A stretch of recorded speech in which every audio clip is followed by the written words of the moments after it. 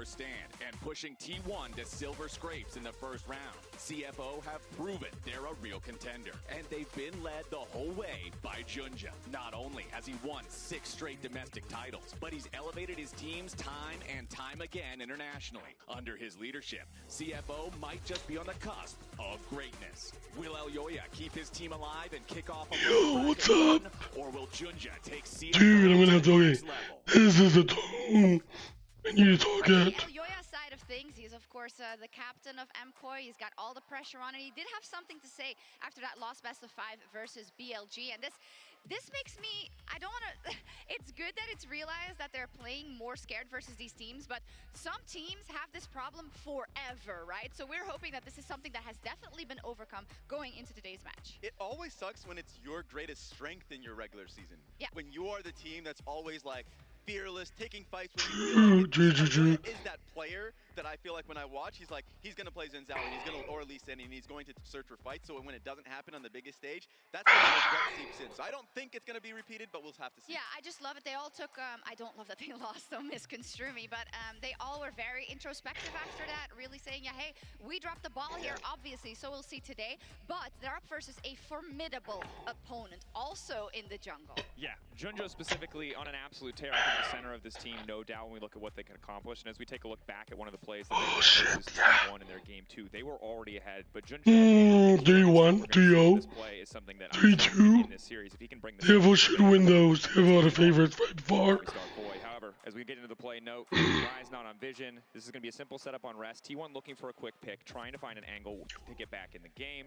Everyone else on the map pretty far away, and you can also see a very fed Honq on the bottom side. So as we roll the clip, keep an eye on rest. He's going to be able to outplay here in this gank to survive. Good, barely able to get a Q input buffer off a Q3, but really what's going to matter here is that T1 should be fine walking away here. It's a little bit awkward that you've lost out on the gank, and honestly, CFO don't need to push for more, but Junja sees an excellent opportunity. The TP is called, and again, eyes on Junja. The Q flash you're going to see here is back-breaking for T1. If they walk away from this... Okay, but let's go. I'm ready. Gold on their carries, but a quick entry here. Dude, it's getting worse, but I just need to find the volume. So as you play out the clip, Like the level where I can communicate it consistently. Rest is still standing, kind of. Dude, you know what? I sound like those aliens from Galaxy Quest. CFO instantly collapse, and it's this level of We owe you everything. When they have a lead, that can make this team so terrifying. Because how many times have we seen a team on an international stage against an expected favorite get an early game lead and then play scared? It's been the bane of so many teams' existence, not for CFO. Absolutely. I mean, just seeing how well Junja generally executes in the play. This is the replay of the one you just went through, but like throughout the series, he was great. And I think something that is always special about CFO is that they do really well around playing around his plays. And when he's going for the Vi ulti, like it was not just, of course, Aurora following up with a great ulti. It was same with Doggo and his like Lucian ulti. I think they're really good at being able to coordinate team fights. Yeah, and I think Honq again is the player that we're looking at. We've seen a lot more from the other players internationally. We know what their highs look like, but Honq against Faker, dominating in lane phase, looked really solid when they set him up for success. This mid lane matchup is absolutely delicious. It's getting worse. Fuck. Both Honq and Jojo got some really good commentary from Soda Goats, from Faker and Knight respectively. So that must feel good if you see that. Especially if like you can see them pressuring both Faker and Knight and needing a little bit of assistance. And like I remember in that Cassiopeia game, like needing to have the J4 come in and interact, like those things make you realize, yeah, they're playing amazingly, and Faker and Knight coming in and giving them credit is perfect. And for Jojo, we know that split pushing is something that MKOI specifically has wanted to work on with him. It was laning first, and now it's split pushing. So to get that praise, to get that acknowledgement from Knight, who's a fantastic player on the map, is a big boon to the confidence in this series. And I can hear you already in Twitch chat. Oh, they're just saying that. They always do this blah, blah, blah. No, actually, this time, it's the truth. Yeah. Okay? And it wasn't also, just... normally they're like, he's good, he's a player, I respect him. That's details. it. If you give us details, I'm inclined to believe. Better. It's not just the normal PR gobbledygook. It is not. And it wasn't just Knight who talked to us about Jojo. Lore caught up with a former teammate in our Verizon Game Day interview. All right, so not only you get to be at international against a lot of players that you know from Europe, but you also have a former mid laner from NA. Do you have anything that you want to tell Jojo Pune? What did you think about his development in Europe, actually? I mean, I did tell him that it's a good idea to go to Europe. I mean, at the beginning, I didn't really, like, he had a okay year in Cloud9, but we were not sure like how many offers he's gonna get, and the moment he got the offers from EU, I told him that he should go there instantly because that's way better to improve in EU than NA. And I think that's what happened. I think he did learn a lot, and it seems like his laning phase just improved, and it was already really strong before. And he seems like a career player on his team. When we screamed against them, it seems like he was the difference maker. Like whenever they won, he had a good game, and when he had a bad game, his teammates was not really like carrying that much, so I think the team relies on him. Yeah, I don't know, man. It's so rough. Ended, I was telling him that there's no it's great. It's rough. So good job to him. And it's been amazing just seeing him have great lanes, but also be a little more patient. When he was in North America, that brother was just going in for like 1v1s, like getting caught in ganks, but that brother now recognizes the play on sides a little bit more. And he's improved so much. And look, I think some reservations about all of our hope resting on the shoulders of Jojo Pune, but here we are. When Bonnie Tyler sung about holding out for a hero, I didn't expect it to be John Joseph Pune, Fortnite aficionado turned global sensation. But beggars can't be choosers. We need him. I got no shame in it anymore. I take it. I don't care. He says, I will save you, don't worry. A Canadian? Sure. Why the hell not? At this point, we'll take anything. And I also think Dracos, we've watched him grow in the LEC. He's my most improved player throughout the year so far, and you can really see this. He had to integrate into that team, which is understandable, but it's good to see that it pans out on the international stage. Yeah, laning better, the side laning better, as we saw from Knight. Always willing to play for himself if he has to, but also good about sacking waves. It's a great level of development. And now in summary, of course, for MKOI, they are the #1 seed for LEC. So if you're looking to have any excuses about yesterday, you got to put your money where your mouth is now, EU fans, myself included, because this is a match they should win. I say should because the big caveat for me is CFO looked absolutely amazing and almost took down the world champions. And make no mistake, the players in this region, it might be the LCP now, they've been used to doing this. They were beating T1 7, 8, 9 years ago, and those players still have that spirit, right, Raz? So it's a dangerous matchup. Very used to people counting them out, and it feels like it does not impact, the fandom. In fact, the fandom's always there, and their spirits. Their spirits are always flying high. And anytime you watch them, they're incredibly smart. We just talked about Junja. Yes, their level of play within the game, but also just like whenever you see their team fighting, it's like, no, they're incredibly good. You just need to watch their play domestically to feel that and see it. That's true. A scary team for sure. So let's do predictions then. I haven't gotten a single one right, so today's the day. I can't even count anymore with how I flip-flopped yesterday, and I think I was wrong on that one. Yeah. So it is what it is. Oh, 3-1. What? Raz, 3-1. MKOI. What do you guys say for yourself? Guys, you're once again, I think you just are, I'm your therapist. You just lost yesterday. You lost one team. Yes. And now you just feel like there's going to be some hope. I'm the reality check here, guys. You have to wake up. You have to wake up. Wake them up, Raz. Wake them up. Now you guys have to realize that today. So there's a Canadian right now playing on the Rift, and you're just going to stab him in the back like that in front of all these people? Raz, that's I gave them 2 games. That was the 2 games. That's JoJo. Here's what I will say. I think this all comes down to Elyoya in the jungle. Junja is the core of that team. If Elyoya shows up today, he can be the difference maker for this lineup. But at the end of the day, it is a hard series. It is not easy. This will be close. Yeah, and for me, please, JoJo, we will have allegiance to you forever. Help us out today. We'll see if Movistar... Is your voice getting even worse? Right, sir? I don't know. It's bad.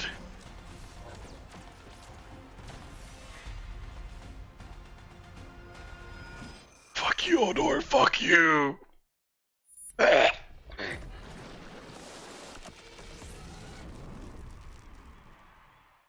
Dude, I don't know why it's so bad.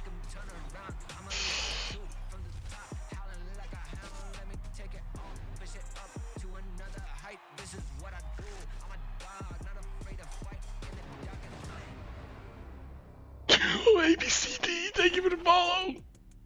Hello everyone, welcome back to MSI 2025 here on this beautiful Saturday morning in Vancouver. Damn, We're okay. ready for MKOI up against CFO, and I think the big question of the day is which aquatic animal will reign victorious? Are oysters or koi better, Azael? Oh, Oysters are probably tastier. Yes, so they're going to get gobbled up. There you and go. Koi are going to get fed. I've never eaten a koi fish. I don't know if that's allowed. I feel like they're a protected species I think of so some as sort. well, so I'm not Can going we to go tell there. CFO that as well?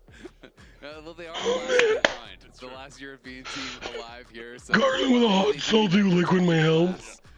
To keep some Europeans around here. We'll see, though. I think it's going to be a really good match. I've been drinking some. I do think is starting to get that respect I internationally. need to go get more. I've been drinking so They were much great hot at stuff. first hand. They showed that they could take down both, the Today's LTO, my day. the LTA, as well as the LEC. They won series against them all there. Of course, they did then lose to K-Corp in that best of 5 later on, but a real threat. They It does sound worse. won. That series was also. I'm hoping the more I talk, so the better I'll I get. think that MKOI should be walking into this thinking it's going to be a breeze, but I do think it is. Let's go, CFO! And win, and should still be. Oh, we get game 1. Over the history Could you talk clear now? No, my voice is fucked. You include Vietnam in the APAC region. I was cheering during CFO versus T1. I cheered too hard, and that killed my voice. And Varus taken away by CFO on the blue side. Pantheon and Jax removed by MKOI.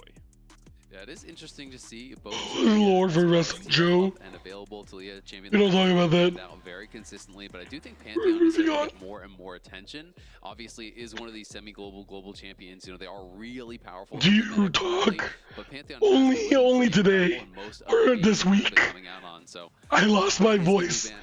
Normally, I sound less stupid. Up and available. Of course, they're not a guaranteed first pick, but I think if Talia is up, it would go through for sure. Talia is going to be banned. MKOI agreeing with you. Like, we don't want to see the Talia, at least in game 1. Azir is then kind of. Yeah, I'm sorry, man. I understand.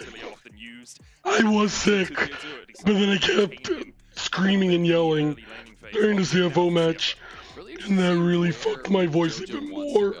Jojo for me, is a player who's always been. It's actually crazy bad. Is up and available. I would really like Yone Sejuani, that kind of 1-2. Of course, there are many different options that you can go into Azir. I don't think the Mel's going to get locked, but these long-range poke champions can be pretty popular into Azir as well. But to me, Yone Sejuani, it fits the bill. It's the kind of style that Jojo wants to play and is so good at. Always in his time in NA, I did make tea. As a melee mid lane. Hey, I did make tea. I made tea earlier. It still didn't help. Champions too. This is how he can really be a game changer, and we'll see if we do get that Sejuani as well, which I think could work well with Merwin, because Merwin is one of these guys who is so flexible, can bring out counter picks. You're on red side, and you could go for one of those double melee setups on the top side. Yeah, you get good scaling in the Yone. Rumble is actually going to be here for Merwin in that top side, so leaving the jungler for later on. Sejuani obviously does really fit with these two champs, but if you don't get the Sejuani, you get something like the Jarvan instead, or something with a bit of utility. I agree, I want Sejuani, but if it's picked by CFO, unfortunately, MKOI can no longer pick it. That's true. So Rumble Yone locked in for MKOI. CFO looking towards their jungler and likely their top laner on this rotation, just to answer into that Rumble. Often we've seen the Galio as that top lane answer. Yeah, I think Poppy could be a solid answer. Xin Zhao is going to be the pick here for Junja. Has been very good on it. And it's just such a popular pro play jungler here. Has a lot of early game power. Can scale pretty well with the Crescent Guard into the later stages of the game. Also, and yeah, wouldn't be surprised at all to see just that Galio coming out. It is really popular as an answer. Instead, it is going to be Sion here for Drive. Sion, very nice. His most played, tied for most with the Gragas, so definitely looking towards scaling. Already we're seeing two very different styles of competition. Oh, let's go. We're going to be playing front-to-back team fight, where we're going to be seeing on the other side, it's going to be about dive.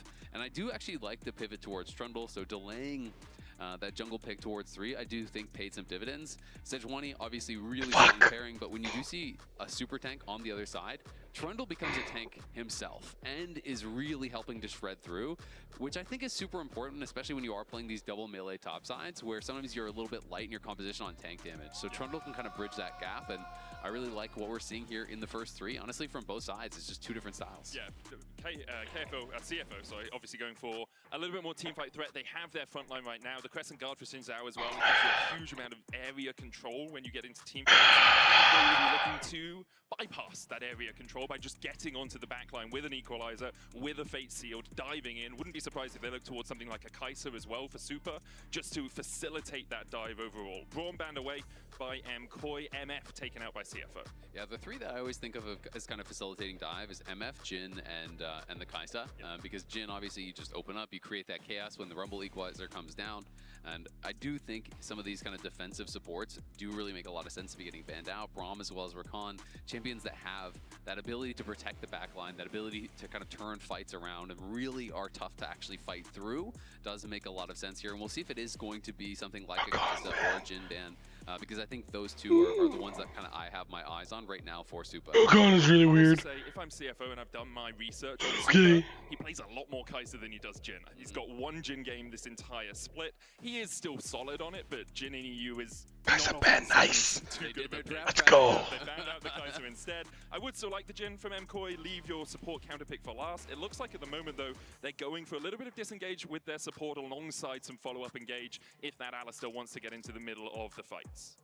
Yeah, it's interesting to see that getting locked in here. You know, Alistar obviously, you know, very popular. Alvaro, I think, was incredible on it, you know, when we saw him the other day. Even in a loss, which I think is honestly really rare when you are playing these hard engaged style champions. Pixely good. Often you look bad because every fight is going to be bad because you're so far down in gold. But he was really able to make things work, you know, to be able to find angles that really were giving the team opportunities to come back in some of those games. And it's going to be Ezreal, so lots of scaling here on the CFO side. I do think we are going to get an engage support because they are lacking some hard engage here. You know, I'm thinking Leona or something along those lines. You obviously maybe are a little bit more hesitant to go towards Rel because that is kind of that common counter. But I do think something like Leona could fit the bill here still and is going to be comfort. Yeah, I don't know why Murray is playing the lamest shit ever. Currently hovering over the Galio, though, would go into that supporting role. But yeah, Leona is going to be the lock in the end. Keep the Galio up for later on in the fearless best of 5. And we'll see where MKOI decide to go with their AD carry now. Super, a little bit further down his pecking order, but Civ is going to be the lock. Good wave clear, can do a lot of damage as well from range because of the ricochet during team fights. Yeah, obviously a different style of kind of assisting in those fights. You know, nice. Like the Jin that I was more anticipating. But obviously, pop the ulti. You have 4 melee champions alongside you. They're all getting that move speed. You're hitting people with ricochet. And I think the other thing I will add to that is that Sivir plays mid waves way better than a champion like Jin. I think you do have kind of that infinite wave clear. And when you're looking towards a champion like Yone, you often want to play through side. So having an AD carry here that has incredible wave clear is going to help shore up one of those weaknesses, is going to give you more time to kind of play through those side lanes and find opportunities there. Also be a bit of that kind of late game win condition, something that could, you know, deal with CFO. Well later on into the game, especially when you get towards 3 or 4 just items. The range versus Azir, which is why I am not usually as big of a fan of that pick, because you try to come up and auto, and Azir kind of just Q autos you, and you're at half HP. And What? Well, I guess I can. CFO! Does give her some This guy was like, let's go MKOI, no. Things like the solar flare. So as you expect, we'll see MKOI playing through those side lanes later on in the game. Non-subscribers will see you in about 30 seconds time as we get into game 1 of this best of 5. For CFO, a chance to prove they continue to be a challenger on the world stage. For MKOI, the last hope of Europe. Nero, my voice. In the past, It's too much of a pain in the ass. The first hope of Europe to be eliminated. MKOI here looking to change the history books as we make our way. I need a co-host. You know, I've said this before. We were talking about, you know, the European teams that were I need qualified. someone to carry my stream. For me, it's been kind of fun watching MKOI because I do feel like I have a Oh, European please, team CFO, I please, feel please, a little bit please. more attached to, a little bit more like I'm kind of cheering. I have a home team away from home here. Obviously, always going to be cheering for the LCA teams, but it's been fun to see Jojopian go over and to see his growth, you know, especially coming into the second split, looking a lot stronger with the team, you know, was really able to step up in playoffs, and they're going to have a tough challenge here as they're going up against CFO, who did look quite good at first, and yeah, in the group stage, they did lose to HLE, but guess what? Everyone did at that entire tournament, got absolutely blasted by them, and they did have a very close series against K-Corp in the knockout stage. They did. Oh, no one's messaged me on Discord. It's the first year this roster is. I have no friends. I think seeing the progression from tournament to tournament is what you really want flash. from CFO. You've got people like Driver, who is in for this game, Rest, obviously, who's on the bench for this game, Hongq as well, the next hope of the APAC region. Oh, why did Mirror flash? Maple, who for so long were known as the LCK killers. You know, you look back to Flash Wolves, you look to PSG. For so See that shit? This region has been a region that, although not coming in as favorites, would often be able to challenge on the world stage. Absolutely. I mean, they were always kind of some of those dark horse teams that could find ways to make upsets happen. Not quite able to connect the Zenith Blade. KaiWing trying to get pretty aggressive there, you know, sweeping out that early ward, trying to play in the face here of Supa, but Supa's been able to avoid all the damage and has hit a couple boomerang blades, so Doggo is the one kind of taking the God, Doggo, please! Puts a bit of damage back. KaiWing did take the Oracle's alteration here, that sweeper early to deny vision in the bush. He lands the Zenith Blade, but Supa trades back on him. Aftershock keeping KaiWing a little bit healthier. Jojo Pyun feeling the pain of a ranged into melee matchup. Caesars don't know anything negative about other teams. At MSI. It's negative for CFO. About trying Everyone to hates CFO. your life total to be able to farm the wave when it's in a decent spot. And you kind of have to really know in these matchups, okay, what minions do I actually have to give up? What minions can I fight for? Because if you try to fight for every minion, you will just lose way too much health and you'll actually get way less CS as a result. So you have to really decide which ones are too dangerous to go for.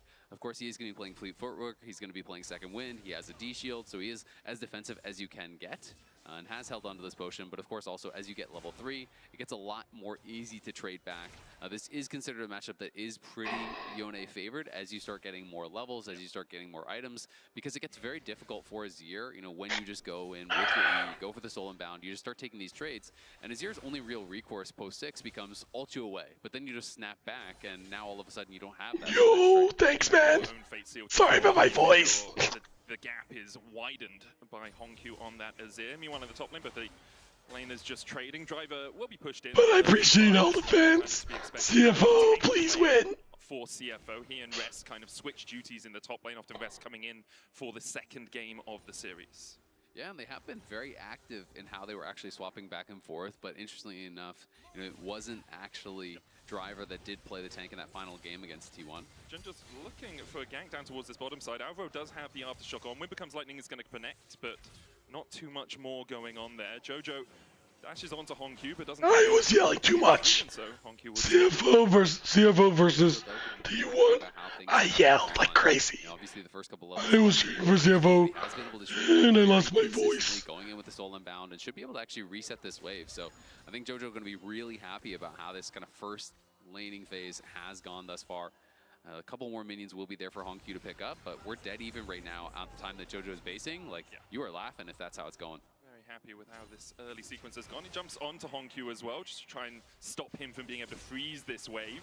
Did stop his back quite late though, so it's about 6-7 seconds of time wasted there for Jojo. It is, like that's the con, but the pro is that Hongq TP'd back and is now half HP, right? So if you can actually get in a good trade after your opponent TP's back, but before you base, you then come back, now you're in full health, so now Hongq is going to be in an awkward spot. He has no potions, and I do think that Jojo is going to have an opportunity to potentially lane lock him here, where, you know, you are going to have to take a maybe really bad base. Okay. It's going to be tricky for Hongq. I wouldn't be surprised if we see Junja and KaiWing just coming towards that mid lane to make sure they get a push out. Especially, like, we're seeing so many swaps around the 3 to 6 minute mark from these bot lanes. You can put the Rumble behind as well. Driver's doing a good job against Mirwin in that top side, but if you have a little bit of time in a 2v1 into the Rumble, Sion deals with that a lot better than the Rumble ever will. Absolutely. I mean, both these guys getting very, very low, but... I don't think they know Rumble has no flash. That ward will critically... I think he flashed by accident. Hongq realizes, you know what, I'm getting so low and there's potential dive. Flash away from Mirwin. Survives through the unstoppable. Wow. Driver's going to eat a flame spitter on the backside, but it's a summoner for an ultimate exchange in favor of CFO. Yeah, really nicely done. Driver's actually opened up a perfect advantage as well, which you're not expecting to happen early on in this matchup. Mirwin is just going to use the ulti on the wave, so we'll see if Driver does stay around. He is not yet based, so he's just going to stay around, collect the wave, but he is going to be up 2 full waves. Pretty much here in the early levels, which is a bit concerning. I will say though, it's not as big of a deal to be falling a little bit behind when you do at least have different damage types here from your soul laners, because yes, you're going to have to be building MR against the Rumble, but then you can put Jojo in the side lane against him later on. You know, he does some magic damage, but obviously is massively physical, and is going to make it a lot more difficult to itemize for Driver, who's actually going for a really interesting build. He's actually just trying to slam him in the 1v1. What? He's going Swifties. Oh, fuck. Then teleports back here while Mirwin's going down towards the bottom side. No unstoppable onslaught, does have the flash. The trample looking for the stun here from Alvaro as Super begins to open up. Driver's still very healthy, even though he doesn't have any health, just because he's Sion, and he will be able to my God. HP though, and with Elioya on this side of the map, things could get Okay, quiet, not good. I think he's going to be regretting the buy now. You know, you go Sorry, Swifties okay. to obviously be able to strike I'll off some of the stop. slows coming through from the Electro Harpoons and to really be able to punish, but they could easily dive this, I think. I don't know. I think he is pretty much... I think it was a misclick. Any subjugate possible from Elioya. There it goes as they look for Driver under the tower. No escape. Alvaro tanks it perfectly, and MKOI are on the board. Nicely done by MKOI. They really punished Driver. Over-aggressive on the teleport. He didn't have to actually TP on the wave there. He could have waited. You know, obviously you have to know the lane swap is possible, and in those situations, you're going to get punished TPing like that. Had he TP'd straight to the tower, been at full health, that dive is going to be, at the very least, much more difficult to pull off. But MKOI able to punish. They get Mirwin out of what was a difficult 1v1 and are able to get the first kill on the board. CFO doing well on the other side of the map, though, denying Mirwin any of the farm. Mirwin did back all the way away, not Is it better if I even whisper? step up to the tower, knowing that he was This is like ASMR. on this side of the map. But you can see about a 20 CS lead for Driver in that top side. And even a lead for Doggo on the AD carries, at least in terms of farm, although he is about 150 gold behind because of that first blood from Super.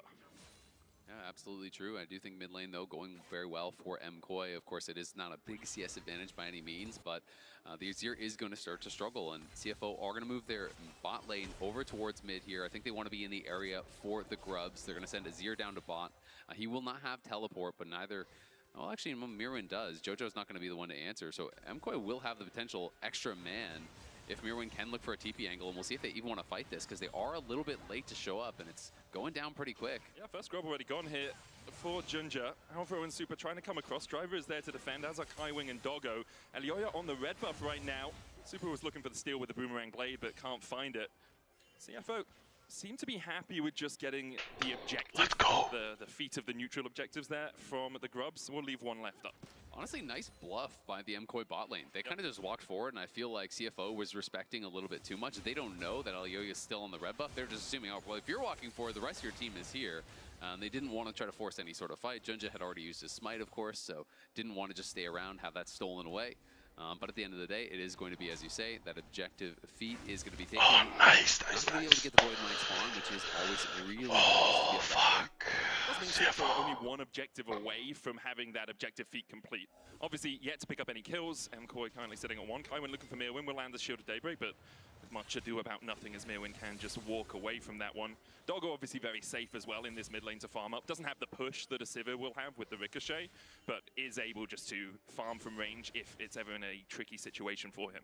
Yep, going to be A-okay there, absolutely. Doggo going to continue to farm, but Super going to be happy about his position as well. Does have the call, is going to be working in towards that Yuntal, very likely as the first item, and is just going to be continuing to keep him kind of locked under that tower as much as he possibly can. You know, having first move there towards the sides is going to allow MKOI to be a little bit more aggressive, but they're not clearly feeling the pressure yet. They don't seem like they want to posture that aggressively. There is really good scaling on the other side, but Yone, Sivir, Trundle all scale incredibly well also, so I think both teams feel pretty happy with what they've gotten and aren't really feeling any pressure as a result. Yeah, I think the thing for CFO is they do have a range advantage as the game goes longer, so if they scale evenly, they should be able to gate out MKOI from certain avenues of approach.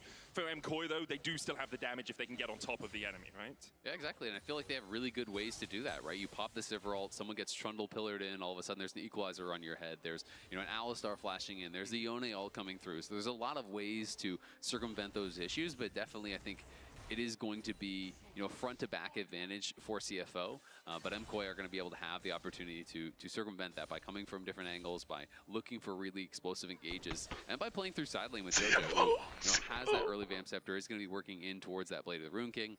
Didn't feel pressured enough to sidestep for, you know, CFO all day, every day. like that, and so he is going to be kind of in a really good spot right now in that side lane. I just feel like no one is going to be able to answer him that effectively in the 1v1. Maybe I need Star to go stream. Some sort of coverage. I should get Star to come in. He's going to be the one there. And just Yeah, be CFO fan. Elioya looking for Driver up towards this top side.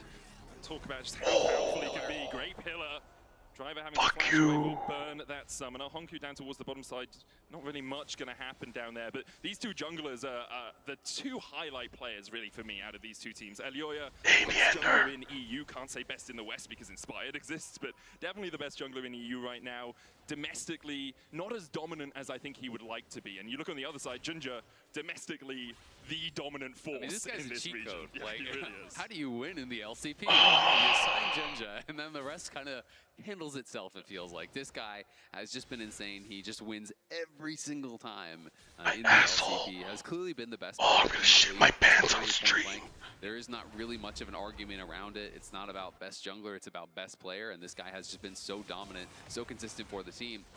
As Honku there, forced to use the ulti defensively, this is what I'm talking about. And now next time that turret is up, he still has the Fate Sealed, he still has that ultimate, and then Honku is going to have to just back off, or you're going to get constantly chipped down. Jojo's going to be healing back up off that wave, and this is why this is considered a good matchup. And it's a really good timing as well for MKOI to get that ultimate out with the dragon being up. No, CFO win. He picked up the first Drake of the game, stopping them from getting CFO's winning map 1. Even if you for sure. evenly with your opposition, you just don't want to have opportunities to force you into a fight if you don't want to take it. And by getting the second Drake, you make sure that CFO can't force you into a soul point fight too early. Jojo coming across the TPs come out from Honku down towards that bottom side. Kaiwing with the Sun, True Shot Barrage going out as well as Jojo looks at Sniper, can't get it. Honku looking for the flank here as Jojo goes forward, flashes away from CFO. Junja in with a card, and they dive onto Elioya, but Elioya heals so nice. And survives flashing out. MKOI on the retreat.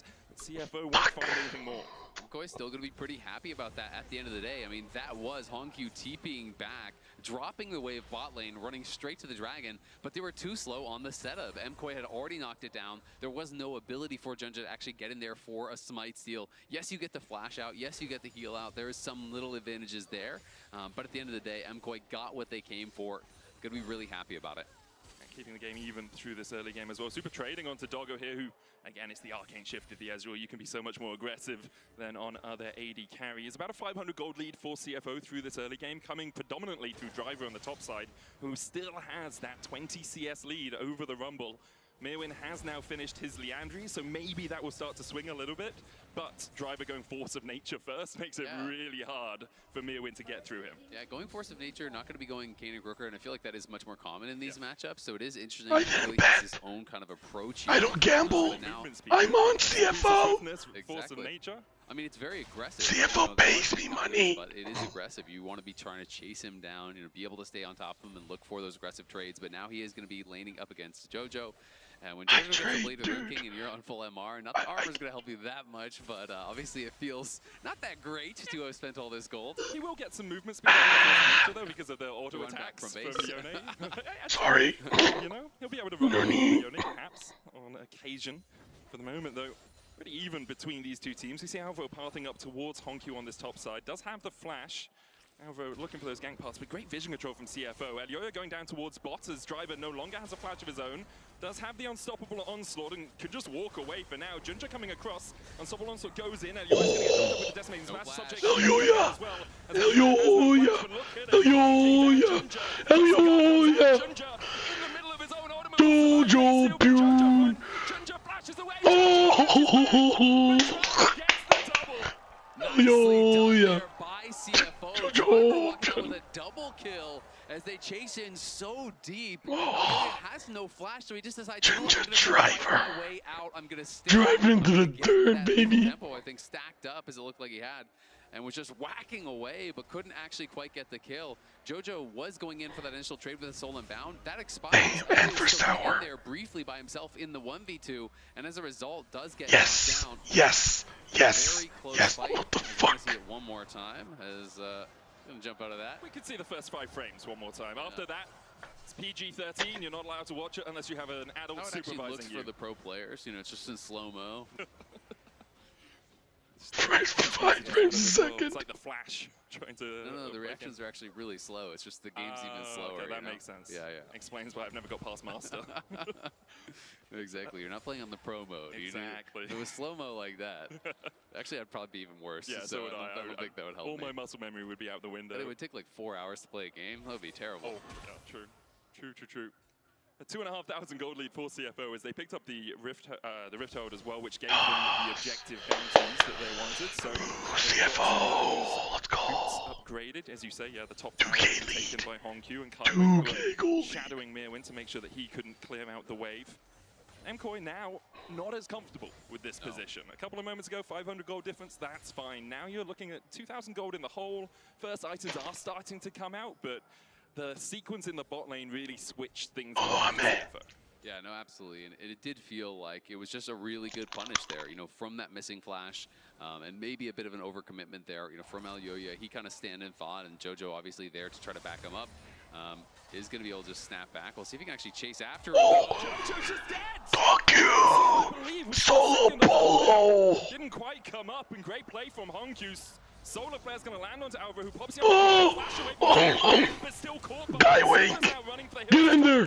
Get in there! Kill him! Kill him! Come on! Ah! Oh my god! No way! Doggo, you can kill him! Ah! On the bot side, Driver is absolutely decimating Meerwin, even with the equalizer. Oh! Oh! Driver! Driver! The Soul Furnace. Driver brings down the Let's go, boys! Nicely played by Driver, waiting out the scrap shield there, cancels his auto. So why is Hongq so good? Why is their team so strong? Knocks him down. They even have the Herald in the mid lane. CFO is getting out of control now in this game one, playing with tempo so incredibly well. Look at top lane also. Hongq is already ahead. He's going to get oh my god, another tower! No one is even moving to respond from MKOI. Instead, they're going to head towards the dragon here, but it's only the second dragon, and CFO is going to get monstrously up in gold. They're dazed. MKOI are on the ropes right now. They're trying to find anything they can on the map, but CFO are just landing jab after jab. Driver's going to step in here, doesn't have the unstoppable onslaught. JoJo jumps onto Junja. The dragon the crescent guard down. Junja's going to die. KaiWing looking for the flank position here. What the fuck? TP in. What is happening? His own teleport, but doesn't have the equalizer. Doggo Doggo! has to shift away. Hongq looking for that flank. Solar Player flashed away from. Hongq needs to be a little bit careful. Oh my god! Just short. The Rylai's from Hongq is going to get the slows down. No, we don't have anything up. We'll be able to retreat. Fuck it, fuck it. Yeah, Hongq comes it's fine, it's a fine. bit too late to really make a big impact in that fight, but he's already on 2 fully completed items, plus the tier 2 boots at 18 minutes. This guy is ridiculously strong. And again, guess what? You get away, but no one's going to be able to answer him bot. It's more solo gold here given over to Hongq. He is getting ridiculously far ahead. Holy shit. Is making all the difference so far in these early minutes of game one. It's a 2.4k gold lead for Driver in the top lane. It is 1.6k now as well for Hongq. Why did they give him a Zir? And it's really been the bug. Why did they give him a Zir? The difference as bot lane's just kind of been a farm fest. I mean, Supa's doing fine, but they haven't really been involved in much. And Hongq, like, we haven't seen him much on the international Dude, here, KOI, this is not where you want to be. And was able to stand tall against him in their series earlier on this week. Now he's showing us just how much impact he can have on this Azir as well, being 1.5k ahead of JoJo Pyun. And that's not from laning itself entirely. Like, JoJo was relatively even in the lane phase, but after that, CFO's movement on the map has just left MKOI rattled. Yeah, I mean, they've been holy really shit, good 2.4k around the map, and to me, the kind of turning point of the game really was this bot lane. Yeah, Hongq likes Rylai's. Going in with JoJo, they it's really good CC. Driver, but then Junja like the slow is so good. Tries to fight his but way you can't really Shurima shuffle. And meanwhile, Hongq is getting solo gold on the tower top side. That gives over feats, and every time it's a lot harder to Shurima shuffle. Hongq has just stand back, auto. Getting further and further. Get that slow. Find You're a good. solo kill, a punish on a JoJo as his ultimate was just coming off of cooldown, as you had called out, and just building these incremental advantages. Meerwin, I'm pretty concerned for, though. Rumble is not a scaling champion, got very far behind in the 1v1 early, and Driver has just been slamming home that advantage. Driver's been having a whale of a time on this Scion, living up to his name. They're not whales, they're oysters. Oh, okay, look, all the aquatic animals are here. Atakan. KaiWing. Doggo jumps in. KaiWing on a good position. JoJo. In immediately with a solar player coming out. Oh. Is deceased, and now Alvaro die. You look at that flank, isn't going to go for it. Alvaro has to pop the ultimate. Hongq. Just great vision control, great placement here from KaiWing. You know, sitting over. It is this ward that really kind of made all the difference up on that top side. You know, he sees JoJo approaching. He's in that side brush. They control the vision. He goes immediately in. Hongq's there to follow up. No chance for JoJo to get anything done. And MKOI, dude, that's 4 towers without Baron. Lose their positioning in Holy this game. fuck. 5,000 gold down now. You lose the dragon, so now you don't even have that soul win condition kind of in your back pocket. But I think this is also the reason that we're so high on CFO as a team. They don't just try to fight at every opportunity. It's 8 kills in 21 minutes, and via smart map movements and good lane assignments, they have this 5,000 gold lead. More map movements. Great lane assignments. I agree. Junja reacting really well, in my eyes, than MKOI making too big of a mistake. Yeah, no, absolutely. I mean, they are legitimately really, Yeah, I know CFO's winning. People I have eyes. Let's go. Die, Super. Smash won't land as Super puts the ultimate to try and escape. Elioya Super. isn't going to be able to do much Super. more, so it's an unstoppable onslaught for an on-the-hunt exchange there. And MKOI getting forced out of their jungle. Junja looking for Jojo Pyun, who's a level behind in this mid lane matchup. And now the more of this jungle you deny, the harder it is for MKOI to get back in the game. You can see Elioya already about 27 farm behind. Junja has a level advantage. Driver has 2 on that top side. It's going to be so tricky now for MKOI. And I mean, when you're looking at, just more than the gold, you're looking at the item completions. Look at it. It's 2 items, 2 items, 2 items, 2 items. Over on the other side, only Supa actually has his second item, right? So, it is going to be very difficult right now. I think if you're MKOI, there's no way you should be fighting, until at least you have those second items. So I feel like they should just be giving up this next dragon. It would just be the second one for CFO. So they don't have to worry about soul too much. Try to play through side lanes, give time for Jojo to get that farm. Maybe look for picks in the thank you. Thank you. Plays, because objective bounties are spawned. So sorry about my voice. Down to grab this dragon, T1 killed my voice. For Jojo, that is a very positive play for MKOI. It's not gotten better since the T1 game. You know what? We've got good wave clear. Yo, let's go, CFO fans. We've got Sivir to one-shot waves. Let's sit back. Oh my god, dude. Please win. Into this.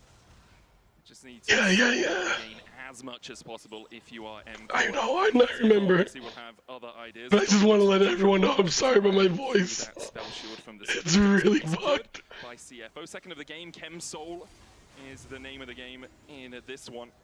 And, I mean, will really help with later game fights if you have that extra. Oh, lazy veal.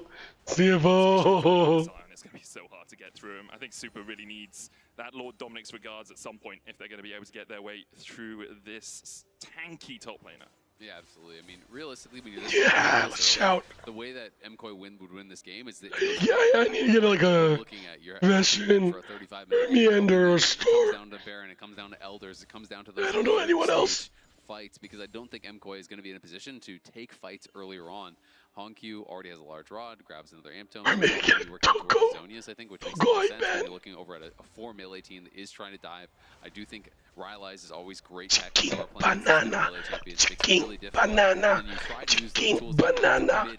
Like the Yone ult, and all of a sudden he goes into stasis. That gets kind of deflected as well, and it becomes very, very difficult to be able to punish these long-range backliners that you have to deal with, or they will just slowly chip you down. It's the range disadvantage we talked about from drafts, right? Damn it, how do you approach as MKOI? Where's your true engage? Is it just a Yone jumping in, equalizer into a Fate Seal to try and get on towards that backline? And even then... for Alvaro. Yeah, I mean, Alvaro has been an absolute beast this MSI. But even this might be a little bit road too far. Never mind, driver run. To distract MKOI. Should be able to pick up the Scion here. He puts the shield down in the end. Super still will get the shutdown. 800. 800. Fuck. There you go. Preda Alvaro comes over the wall there, is able to help turn it around. And that is massive. Not only do you get a big shutdown, it goes on exactly where you want it. And now they can even push forward here. Maybe take the tier 1 off the back of that. And just like that, the gold lead becomes much more manageable. We were talking about 5K, now it is under 3K here. MKOI gonna be feeling so much better now, and Supa is gonna have a ton of gold in pocket. He may have a third item here very shortly. It's just such fortunate timing for MKOI. Obviously CFO step up a little bit too far on that top side, but look at how much vision there was for CFO on this side of the jungle and none for MKOI. Baron was about to spawn. If CFO had delayed it a little bit, they could have got the Baron relatively safely. Now they're going to look for it as a bit of a sneak attack. Meerwin coming in from the side, doesn't have a ward on his warding totem, it seems. Alvaro's going to walk forward here as well, and CFO will disengage the big purple ward. Yeah, they did throw the blue trinket down, so they were able to spot it. CFO not willing to just stand and fight there. Of course, it would be incredibly risky. I like the attempt at a two-man, though. They didn't really lose much by going for it. Maybe a little bit of tempo, you maybe lose a wave. But hey, risk versus reward, that is very, very good, because Junja and Hongkyu can absolutely knock that down had they not been responded to. So they go for it, doesn't work out, but still going to be playing for vision in this area. You can see that they're trying to push up through that top lane and then just maintain control over that top side jungle that you have been highlighting to really make things difficult for MKOI. They're constantly going to be having to try to play through this area, try to reclaim vision, but they're getting poked by the Azir, poked by the Ezreal every time you walk forward, which can make things really tough. Flash the solar flare, didn't know where the rest of CFO were, and that's, again, the vision control. You have no wards even in the superficial portions of your own jungle. You have to flash, not knowing where the rest of CFO could be. Lord Dominic's regards now finished for Super on this Sivir. Will still take him a while to work his way through the Scion, who has 1,000 stacks of the Slayer. Really will. Yeah, vision. 3 completed items in the game, so got a good 800 gold injection from killing off Driver, and now he becomes a real threat. You try to play around Super. Unless they get Baron, you are never killing a tower in Supa's face. As long as MKOI are around to actually defend him, so he can't just get one shot on a dive, he is going to obliterate minion waves. You need to have those Baroned up minions to be able to actually push in his face. So that is going to be difficult. But Hongkyu, very close to the Zhonya's now, has his secrets completed, so that is going to be a big playmaking tool. And I think we're going to see CFO just continue to show up to objectives, go to that next dragon here in 1 minute, and really look to force MKOI to come and fight before they're ready. CFO will be regretting giving up one of those early drakes to MKOI, because this could have been soul point for them, or the soul for them if they had managed to get one of those earlier objectives. For now, though, it will only be soul point. MKOI can give it up if they want, although they might be feeling a little bit more confident with 3 items finished on Super. Jojo's on his way to his IE as well.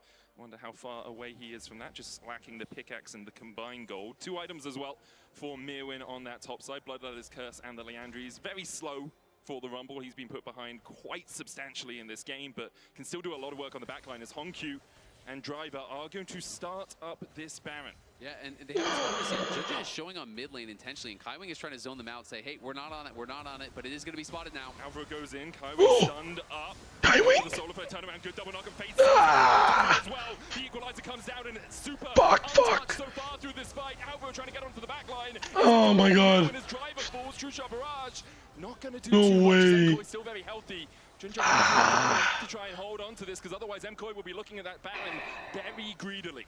I think they definitely could be looking at it, but the safer play is obviously the Dragon. Just go down there, yourself at some point now. So great play there from MKOI. CFO kind of over-forcing around the Baron. They keep going back to it. I like the first attempt. There wasn't much to risk, but this time they were very aggressively forcing it. They were showing Junja mid and having Kaiwing walk into the enemy jungle saying, hey, no one's on the Baron. The support is here. The jungler's there. No one's doing it. But they did kind of get themselves into a position where they're losing a lot of HP to that Baron. Hongkyu was already missing a third of his HP. Kaiwing was posturing so aggressively, and he just goes down without being able to do anything, loses the flash. Junja is very isolated, and look at this engage here from Alvaro. Who else but him, flashing in onto the Azir. Yes, he gets scooped away, and Hongkyu lives, but it's about making sure Hongkyu has no time, and they're just doing the Baron again. It's just rinse and repeat here for What the CFO. fuck? Maybe hoping that the ultimates not being up on MKOI will give them an advantage in the fight. Alvaro chunked out a little bit. Baron down to 10,000. Jojo not here. Currently sitting on the blue buff. He's going to teleport across as he secures that for MKOI. But that's 6,000 HP. Jojo looking at that face seal. Maybe he doesn't have enough damage. Oh wait, Alvaro's dead. Doesn't get the knock up, and Alvaro's down. Doggo gets the kill. Junja still sitting on that Baron. It's only at 5,000 HP though. Seal about to come back up in 9 seconds time. Equalizer still available. Subjugate still available. Hunt coming back off cooldown as well as Alioya steps up, but Doggo Oh my god, that's crazy healing. as Jojo Pyun looks for the Scion. Baron secured. Fate sealed. Oh, run. The equalizer. Run. Oh my god, they're going in. Crescent Guard coming out. Will survive through it. Oh, huge. And Doggo comes in for his second Hongkyu actually secures it in the end. MKOI I don't know, man. It's 50-50. CFO. It's really close. We just saw Junja Fuck me. the entire time. He basically is soloing it down in the midst of this fight here. you know, after they'd killed off Alvaro, he just is very determined to be able to knock it down. They do eventually get it. MKOI don't get over there to actually interrupt him. You can see Alvaro was missing his ultimate. Just watch my happy face. Of this fight. As he goes forward, he's just going to go down. A great ultimate from Kaiwing over the wall. Did stun up JoJo. He's forced to flash out of there. Alvaro is trying to kind of body block and create some space for his mid laner, but it means that he dies. And then I'm just watching Junja throughout this entire fight. You know, he is staying up in the pit here throughout everything. And Elyoya is going and looking for this fight over on the Doggo, but if Elyoya is here, you can obviously just finish off the Baron, no problem. I feel like MKOI should have tried to force their way in, push Junja off of the Baron. Instead, they were looking to chase after Doggo, looking to chase after Honku, but they're so very happy, baby. Trying to force your way through that tight corridor. Driver is going to create such a problem for you. Kaiwing is going to create such a problem for you, and you're trying to walk through the Azir soldiers with, you know, Rylai's and all of the damage that's coming out. It just felt like it was a bit mismanaged there from MKOI, and as a result, CFO get the Baron, get the kill as well. I mean, look at the poke that Doggo was doing. Absolutely shredding through MKOI. Elyoya trying to trade with Junja. There's a solar flare down as Doggo opens up again. Elyoya forced down to a 3rd HP. The damage from Honku as well across the wall means that CFO can just walk right into this base. MKOI now 5,000 gold behind after only a couple of minutes ago. 2K. They're going to lose an inhibitor on this bottom side. MKOI will try and defend through mid, but the tier 2 at least is gone as Driver raises it to the ground. A 6,000 gold lead and 4.5K off this red. Clean. Yeah, big swing there after taking that Baron. Super, of course, still wave clearing really well, working in towards that 3rd item. IE's done now for JoJo as well. Honku, though, they can not only finish the zone, I hate Sivir. Fuck Sivir! Looking at a potential for Soul for MKOI here. So yes, you're down 5.5K, but if you grab Soul, you know, that's 4,000 odd gold worth of stats. So there are still going to be opportunities. We'll see if they can actually find a good way to set up. Because when the luxury items start coming through for those teams that are ahead, it gets really difficult. You know, my eyes are drawn to things like the GA being done, like the Zonias being done, that are going to make it that much more problematic for MKOI in these fights. Because now all of a sudden, Junja could just throw himself into the backline, just make his job keeping Supa out. And as long as Supa is not actually hitting, well, it's going to be really hard for you to out-DPS what Honku and Doggo are going to be putting out. Yeah, it's really about whether MKOI can get onto that backline while Super is distracted. If JoJo can get a good ultimate off into an equalizer or equalizer into ult, you have 3 items on both of those carries. They are still going to do damage to a backline. They're just not that good at working their way through Sion. It's more the Civir's job to do that. Drake up in 50 seconds time. No vision outside of their base for MKOI right now. As Honku's caught a little bit, base seal comes out. JoJo doesn't connect with it. Snaps back to reality in that top lane. At the end of the day there, JoJo, I think kind of predicting that Honku was going to maybe slide back to the side there. Guess is wrong, ends up kind of using the ulti for nothing because he'd already gotten the ulti out. Of course, the other option here for MKOI is you don't even have to go to this dragon because it's not soul for your opponents either. You can just allow it to go to 3-3. Didn't get death cap. You killed Inhibitor, but we're just going to be farming super minions and picking up that gold, trying to wait for those more important objectives. Wait to try to come out of your base around that Baron time or potentially even, you know, at Soul or Elder. And we'll see, though, they're looking for an engage. Whoa. Nice. Bounced him back onto the tower. Oh. That was very strange. I've never seen that interaction. I thought normally you just gotta slam into the pillar and stop, but yeah, he just bounced off that thing like a pinball. Fast and Furious 2, I believe that one. Was it 3 or was Tokyo Drift? I can't remember. One of them. Hit the Nas and it's about family. That's all that matters. Family. Okay. As CFO will make this dragon their family. 6 Drakes taken so far in this game. Really making it their family if they killed it? Sometimes, yeah, love hurts. Love hurts, you know? Not that much, brother. I don't know what your Thanksgivings are like. I live in Berlin, okay? Anyway, it's still it's a 4,000 gold lead for CFO. MKOI were able to pick up a few bits and pieces here and there to get themselves onto a slightly more even keel. Something we have seen Easy, doctor. In the early game, Maybe. CFO's We'll movement really solid. They played the map really well. But then through the mid game, through like 25 to 35 minutes, they haven't had as much impact on the map. They haven't been able to push through side lanes as much. Part of that is they're just really grouping up to try and play around this Baron, but also means that MKOI don't have playing like LCP. I don't know if I'll see a doctor. I do think, you know, partially it is I haven't decided. A lot trying to kind of force on objectives. I also think partially, Yone's a big threat in the side lane, right? And if you do not have your ultimate as Azir, you don't want to be anywhere even near him. And once you use that ultimate, you basically have to base. Every single time, you know, Honku forces that out, he is not going to stay around because he knows there could be an all-in play. They don't have a good match for JoJo in the side lane. So MKOI are trying to do this kind of 1-4 play where they're trying to make sure, okay, we're not giving up too much on the other side, but we're buying time for JoJo. We're getting this pressure from him out on that map. And you can see, again, he is going to be the one pushing out bot lane, now moving over to try to help with this blue buff. And they're just trying to get as much gold in the pockets of JoJo as they possibly can, working towards that 4th item. There's also, I think, 2 more waves of super minions on that bot side in terms of when the inhibitor is going to come back up. You can see the Rabadon's now complete for Hongq. So JoJo Pyun can just push out 1, maybe 2 more waves and really deal with any of that side lane threat that could happen while both the teams are posturing around a Baron. That's up now. MKOI setting up towards the bottom side of mid. JoJo looking for a flank position himself, but can't quite find it yet. Supa finishes BT, so Pope not going to be much of an issue for him as long as he has... Oh, he's looking. Oh! Doggo! Alva's going to try and save his mid lane, who has to flash away. The damage goes down onto Doggo and Drive, and you can see what the Ricochet can do here. Junja goes in with the Crescent Guard looking for Hongq. Has that Emperor's Divide. Equalizer back down. JoJo going back in. Oh! Alva knocks Hongq back. Hongq! And he just... Oh! Oh! Here you go, CFO! Is that game? On a silver platter. Is that game? The last man standing, but Hongq just sweeps them away. Alvaro betrays the team there. Thought he had a pick on Hongq, but just let's go! CFO, Jaya! Oh my god, no, we have to push together. Game 1 as well. Some delicious sushi there for the Flying Oysters. Pretty dominant performance all round from the LCP's #1. Push together. Left rattled. Nice. Let's go! Dude, CFO! Strong game 1 performance. What? MKOI winning shit! MKOI winning shit! We're able to get it done.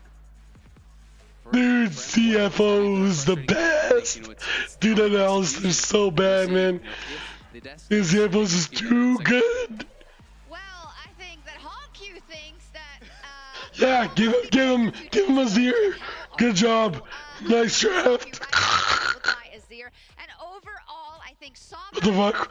Why is there the fucking MKOI coaches? In that early game, right? They kind of got absolutely everything. They got their cake and they ate it too. And it's a reminder that Junja, even on Xin, doesn't need to just be ganking people and finding kills for CFO to be able to snowball. Burger King right now, hell yeah, dude. Burger King. They put MKOI in a position where they try to force a dive topside, and in the meantime, Mirwin's losing multiple plates, multiple waves. So even though the thank you, Alvaro. It's almost more devastating, and it's something that MKOI, being so far behind in that early game macro movement, I just didn't expect coming into. Dude, let's play this game. Game 1 MVP. This is Alvaro. Thank you. Thank you for helping Hongq 1v9. Behind giving up some of these early objectives to your enemy, knowing that you're working towards your item spikes in your fights. But it seems like every time EU is giving away everything and the kitchen sink to the point that they only have one small window in which they need to get back in that early game. Is that a wrong read? I think that there are situations where that's true, but I think the biggest thing here is that both of your solo lanes end up weaker on side. Yeah. JoJo dying solo is a very big deal, and if your Yone isn't stronger, you don't get pressure first, which means that fight that they're waiting for should be easy setup. It should be good. You should have this combo. You should have follow-up damage. But they're always behind on setup because they're not reliably getting push where they should be based on champion names alone. It's an individual player bundle. Exactly. I mean, speaking of, it's one of those things where it was like looking fine. Hell, even Koi stole one of those dragons. But my focus was just how they were getting dominated in every individual lane or the 2v2s. So for me, our HyperX reflex... Yeah, I'm sad for Gam too. Very close. One more win. In Z2. In this case. Yeah, I'm very sad. I mean, he's put in to play this Scion. They tried I think World's gonna do better. Yo, Kevin, why are they so skinny? We exercise. If you look, I'm very skinny too. At CFO, we work out, so I'm slim like they are. Scion base damages are disgusting, and sadly, while that was terrible, it just gets worse. Yeah, delivering. You can hear how healthy I am. Also just following through, flashing to get the autos off. Like Hongq gets it. 30 seconds later, you see this 1v1 happen too. Oh yeah, my workout. It was. Kevin just slim big. I just have big bones. This is all muscle. This is all muscle. I'm just big boned. I That's why I have muscle. Happy to hear that, but I think he can look up to Driver as well because he played this all phenomenally. And can we just talk about Honkyu? I mean, his 18th birthday, the day before he was set Bring to back the play wrestler. Faker. He has a breakout performance. Everybody knows him, and he's absolutely not going to start now, specifically not versus apparently an LEC. He's so happy. I think the thing is, it's not just that he's playing well again, it's that he's playing even better. Yeah. This man is a force to be reckoned with. Jojo isn't Faker. Well, and the other thing is like he got so much support and setup in the previous games from Junja, early kills, etc. He didn't get early kills. He just outplayed individually. He was playing well in lane. Those solo kills that you saw on the top side was great. And then, of course, you got the food delivery system named Alistar, just being able to send him in for the 4-man fight. Like, I think Honkyu has been stellar this game. And I think for Jojo, like, those missed TS at the beginning, maybe it got in his head. But game 2 is not going to give him TS. Camera was on it for too long. Every single one of them. I wanted to stop watching it at some point. Dracos. Yeah, and I think the big thing is MKOI still had angles of attack back in the game. Despite how terrible the early game was, they had opportunities to come back, and we saw at 28 minutes, they still were able to find a favorable fight. You can see the vision of this composition come together, and you can certainly see the power of the Trundle pick against a very standard double tanky front line in the Leona and the Scion. This is the dream. You start favorable, setup. Yes, there's a little bit an advantage of CFO, but overall it's super, super close. And the big thing to see here is that Elyoya is able to run rampant, frontline's able to get in, and Honkyu and Doggo don't really have the space that they need to do damage. But the problem Lucky fight. this was a one-time thing, because as we jump ahead Let me use the bathroom. look at the setup, I'll be back. Let me use the why bathroom. they need that side lane pressure, why they need that setup. I'm gonna do There's a drug bit of a test. pick on Alvaro, but the thing I want to highlight is No. Scion gets to hit all the way No in. drug Silver testing. walk up. Azir can constantly threaten from the side. Kaiwin can engage, and also as we see Ezreal start to come in, there's no way for MKOI to hit backline. In a perfect world, Silver gets run through the Meek Finder, you have your beautiful setup, it all comes together. So as we play, what you're going to see is, yes, it starts with a pick, they try to fish for an angle, but as long as Doggo and Honkyu aren't under threat, it does not matter how tanky Elyoya is on this Trundle. Supa is the one who needs to auto-attack, and he doesn't have any space to do it. And even if it's on a weakened Scion, if Honkyu and Doggo are still completely free in this fight, it will not matter. No, and CFO also, I want to say, played it out very, very well. I mean, Junja also says, I'm getting this objective no matter what. I love how steadfast he was there as CFO just plays it out. And I think this was kind of the death blow, the deathly blow, I want to say, even though there were some opportunities after. Yeah, I mean, just even the first replay that you were showing, like, that was just like Kaiwing moving up a little bit too quickly and then getting converged on. This one was just beautiful from CFO. So I want to see this again and again. They won't get the Azir, but I think their setup and objectives are quite nice. It is terrifying when the jungler just gets to solo take the Baron and you essentially lose the 4v5.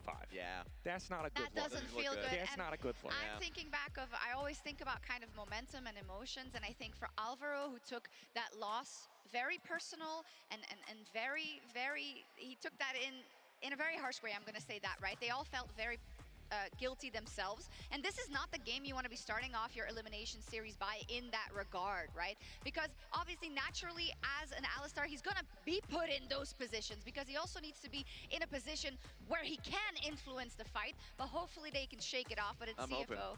We're hoping that we see a longer series for EU than yesterday. That's not much to ask, is it? But CFO are in the driving seat thanks to Driver.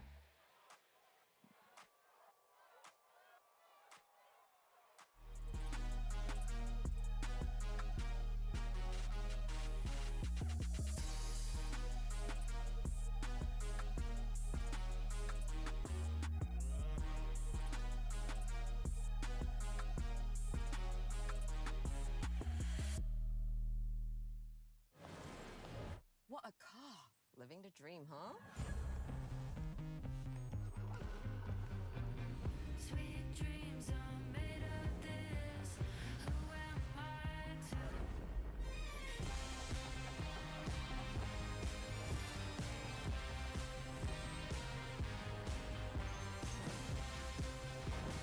Okay. I get it now. Sweet dreams are made of this.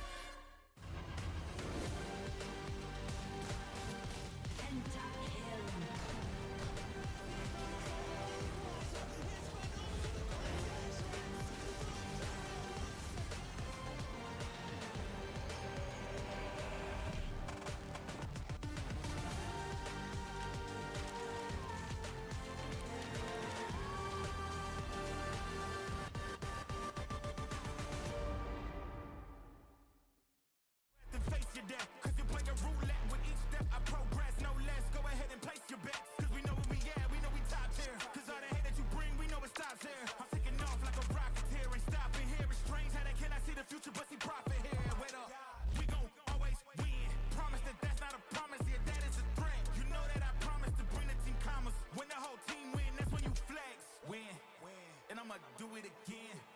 Watch me win, then watch me do it again.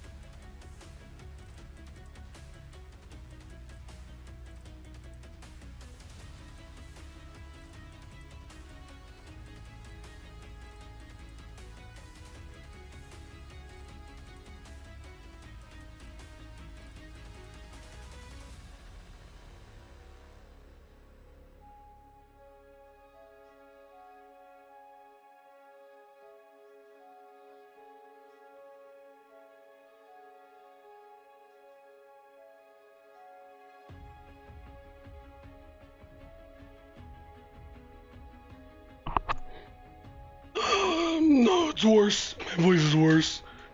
Yeah.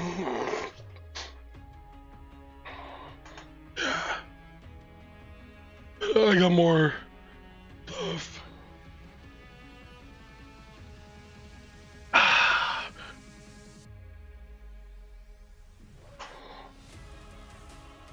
Yeah, I sound horrible.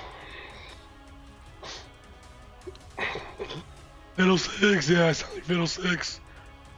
I was thinking I sounded like those aliens from Galaxy Quest. We really hope you will take care of our spaceship. Jojo's on vision. Jumps towards Doggo, misses everything, and the solar flare connects. Alva's going to try and save his mid lane, who has to flash away. The damage goes down onto Doggo and Drive, and you can see what the Ricochet can do here. Jojo goes in with the Crescent Guard, looking for Honku here. Has that Emperor's Divide, Equalizer back down. Jojo going back in. Alva knocks Honku back, and he just delivers them! Here you go, CFO! 4 coins on a silver platter! As we see the defining moment of Game 1, let's get ready for Game 2. Was a big play from Alvaro. It was, look, if Safe Farm Assist of the Week still existed, just going to put it out there.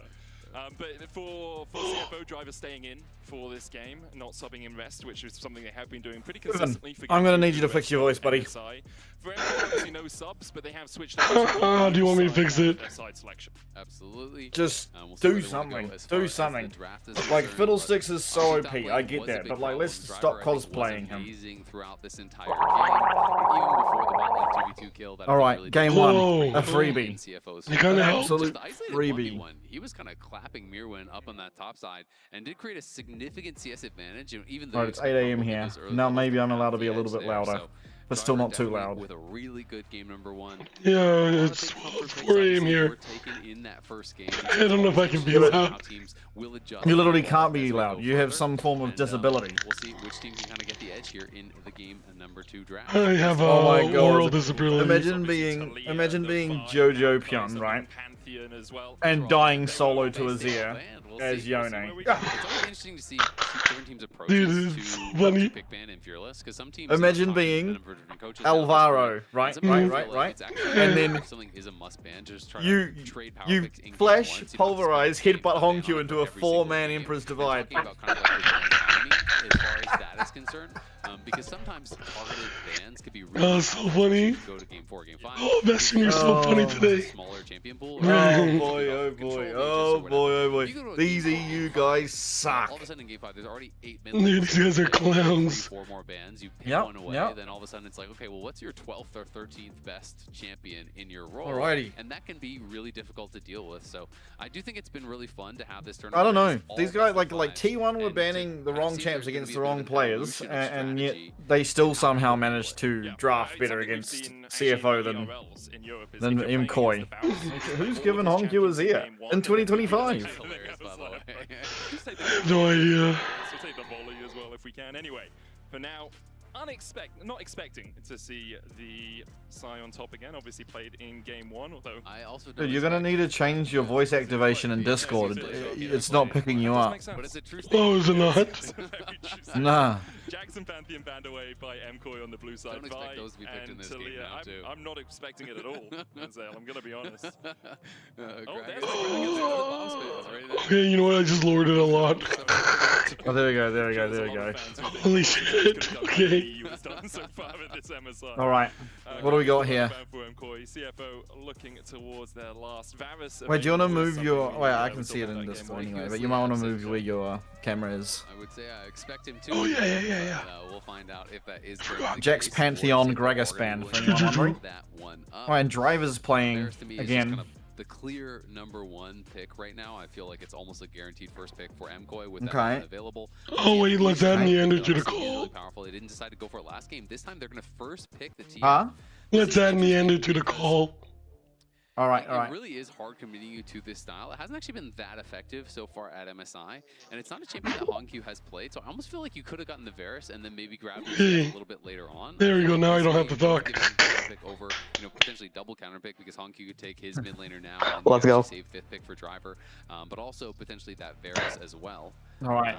Oh my god, we're getting Junja on the tanks nice and early this one. Hasn't played it at all.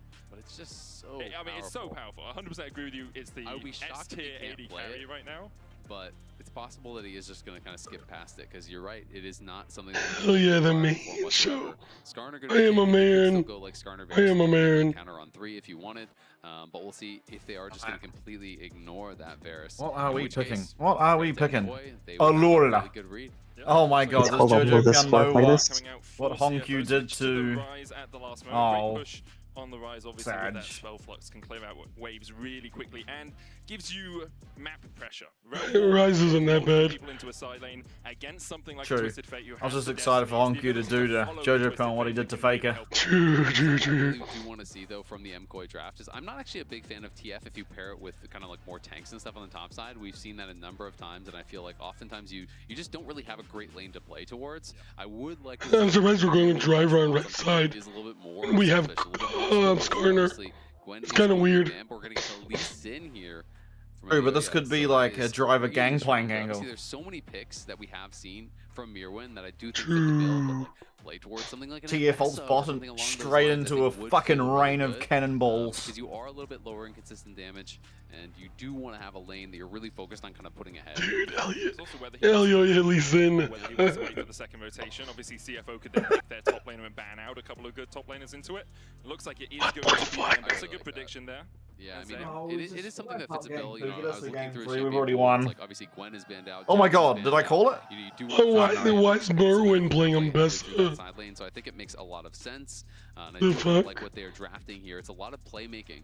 Lee Sin, obviously, sometimes it is difficult. No, Elliot is good, but like, holy fuck, that draft. Sets you up pretty well. Dude, we're doing like... Okay, there we go. Shen would be a great answer. I actually really like Shen because the Spirit's Refuge, that parry zone, can actually block the gold card. So that is quite nice when they are coming in. It's also a very advantageous matchup in the early levels against Ambessa. I think pre-6 is quite heavily Shen. As long as you're actually playing it well, you're pulling the blade through for the empowered. I like that. I do think it really does go. And if our bot lane's IGN is Orca, it's actually a flex. Is not only can you answer when they are coming towards you, but you can actually yes. In the parallel universe where Orca actually joined CFO. It's going to be a problem. And then has a report to follow up, right? The ability for CFO to be around the map, which is something that really dictated how good they were in the early game in game 1, is just incredible here. They have so many tools. Well, it would have been really interesting if you had actually a 7-man roster with Orca. Yeah, absolutely. And I mean, you had talked about how, you know, you thought CFO it would have been. well in the later stages. Shen is such a band-aid for your macro. Like, it is so much easier to actually play out because you can basically go and answer every single wave. You don't really have to think too much about it. You know, I'm not expecting him to go like solo queue and go flash ignite. It probably is just going to be flash TP. And then you always have a global pretty much to be able to answer whether it is your ult or your TP. So it's very comfortable to go out towards those side lanes. Would be interested to see what sort of a build he does go for. Obviously, Titanic is very, very popular, but a lot of the Shen 1 tricks do prefer just going like more of a pure tank style, where you're just going something like bombies into Deadmans and then, you know, using that bombing for your early wave clear. You can become incredibly tanky that way. Obviously, your damage is lower, your wave clear is lower, so there are kind of pros and cons. But when you're looking at a damage profile like of a composition and it's a little bit on the low end, every AD carry in the game has been banned. Can become no, there's one that's open. Oh no! Oh no! Yes! Yes! Yes! Oh, Zeri. Give them the fucking Zeri gem. kinda slaps here a little bit, but she's like prone to TF cards. No, no, no. We have Shen. Shen blocks those things. If I'm looking at Super, you're falling a Okay. little bit. Things like his Zaya, his Tristana, Lock this in. in. As well, they want to be a bit aggressive in that lane. Oh my god. Oh my god. No! We've lost. We've lost. Alright, game 3 can be better. That's fine. Honestly, I really like game Jhin 3 here. will be better. I do think, you know, one of the kind of struggles of Jhin is punching through frontline. There's not really any super tank that's going to be drafted here. You know, maybe go towards like a Braum or something, but I don't really expect that. Alvaro, I think, is so good on the playmakers. I do want to kind of continue to see him there. 1-to-1. 1-to-1, it's fine. If it is going to be something Ruler lost yesterday on Jhin. Which Jhin hater. Rakan is also up and available. Caitlyn would be interesting and would Moonspun, the comp doesn't work. We just picked Jhin. It fell to pieces as soon as we locked that god-awful fucking 0 damage. Oh, I'm reloading as an AD carry shit-ass champion in. Obviously, all the tricks with the clone are incredibly strong. Oh, this absolute awful, horrendous champ. Kevin, what the fuck are you guys teaching these guys? Honestly, you're pissing me off. This is exactly what they want Alvaro on. Yeah, the things you usually look at are Nico or Karma. I actually cannot fucking believe it's happened twice. It's going to be the Karma pick. I agree with you that having Alvaro on something that doesn't have hard engage kind of... Like, do we not learn? This champ sucks. Fake is like 0 and 40 and solo kills this guy at 5 items. I also think they don't have a huge amount of CC as a composition. You've got Gold Card and you've got Lee Sin kicking people back. You've got the execution, and that's about it. So they need to be poking out before fights start. It has to be Gold Card into your into a little bit of poke, because Bard is the final pick here for Kaiwing on CFO. Oh, Kaiwing Bard. This is going to... I mean, you know what? If I learned anything from the last series, it's that I can trust Kaiwing a little bit. No, no, I've watched Kaiwing's Bard twice now, and it is fucking dreadful. I actually cannot believe we've done this. Like you said, there's not a lot of hard CC. We've just picked Jhin, Bard, as like, oh, we need to survive lane, and they've just got fucking Karma Caitlyn. We've lost lane anyway. Just pick something that does well later. Throw out that gold guard. Like, lane's lost. It is what it is. They picked to win lane. And just constantly poking and prodding in that way. And then only committing once someone is chunked down with the public execution, with Lee Sin going in and try to actually get that kick back. Oh, fuck. It can be difficult. Come on, faith. Quite a lot of peel over on the other if you have no faith, why are you here? Into tanks. If there is a I'm here for game 3. Who can just walk up towards you and say, okay, gold card me. It's really hard to play into that if you're behind. Game 3, they can't pick Bard or Jhin. Like, we're back. We are actually so back next game. Exactly, right? And they also have long range, we'll let him cook. If they want it for CFO. Let him cook. Ultimate, that tempered fate. I've seen it already. Ability on MKOI, but TF isn't going to be able to get away from that tempered fate too easily unless he's popping a flash. Absolutely, and it always does sound let him cook. If Doggo can beat EU with Jhin, okay, Jhin is dog shit. Early dragons. If you can get an early dragon or two, it buys you so much time. Kevin, we don't need any more evidence. It doesn't matter what the result of this game is. Jhin is fucking awful. massively.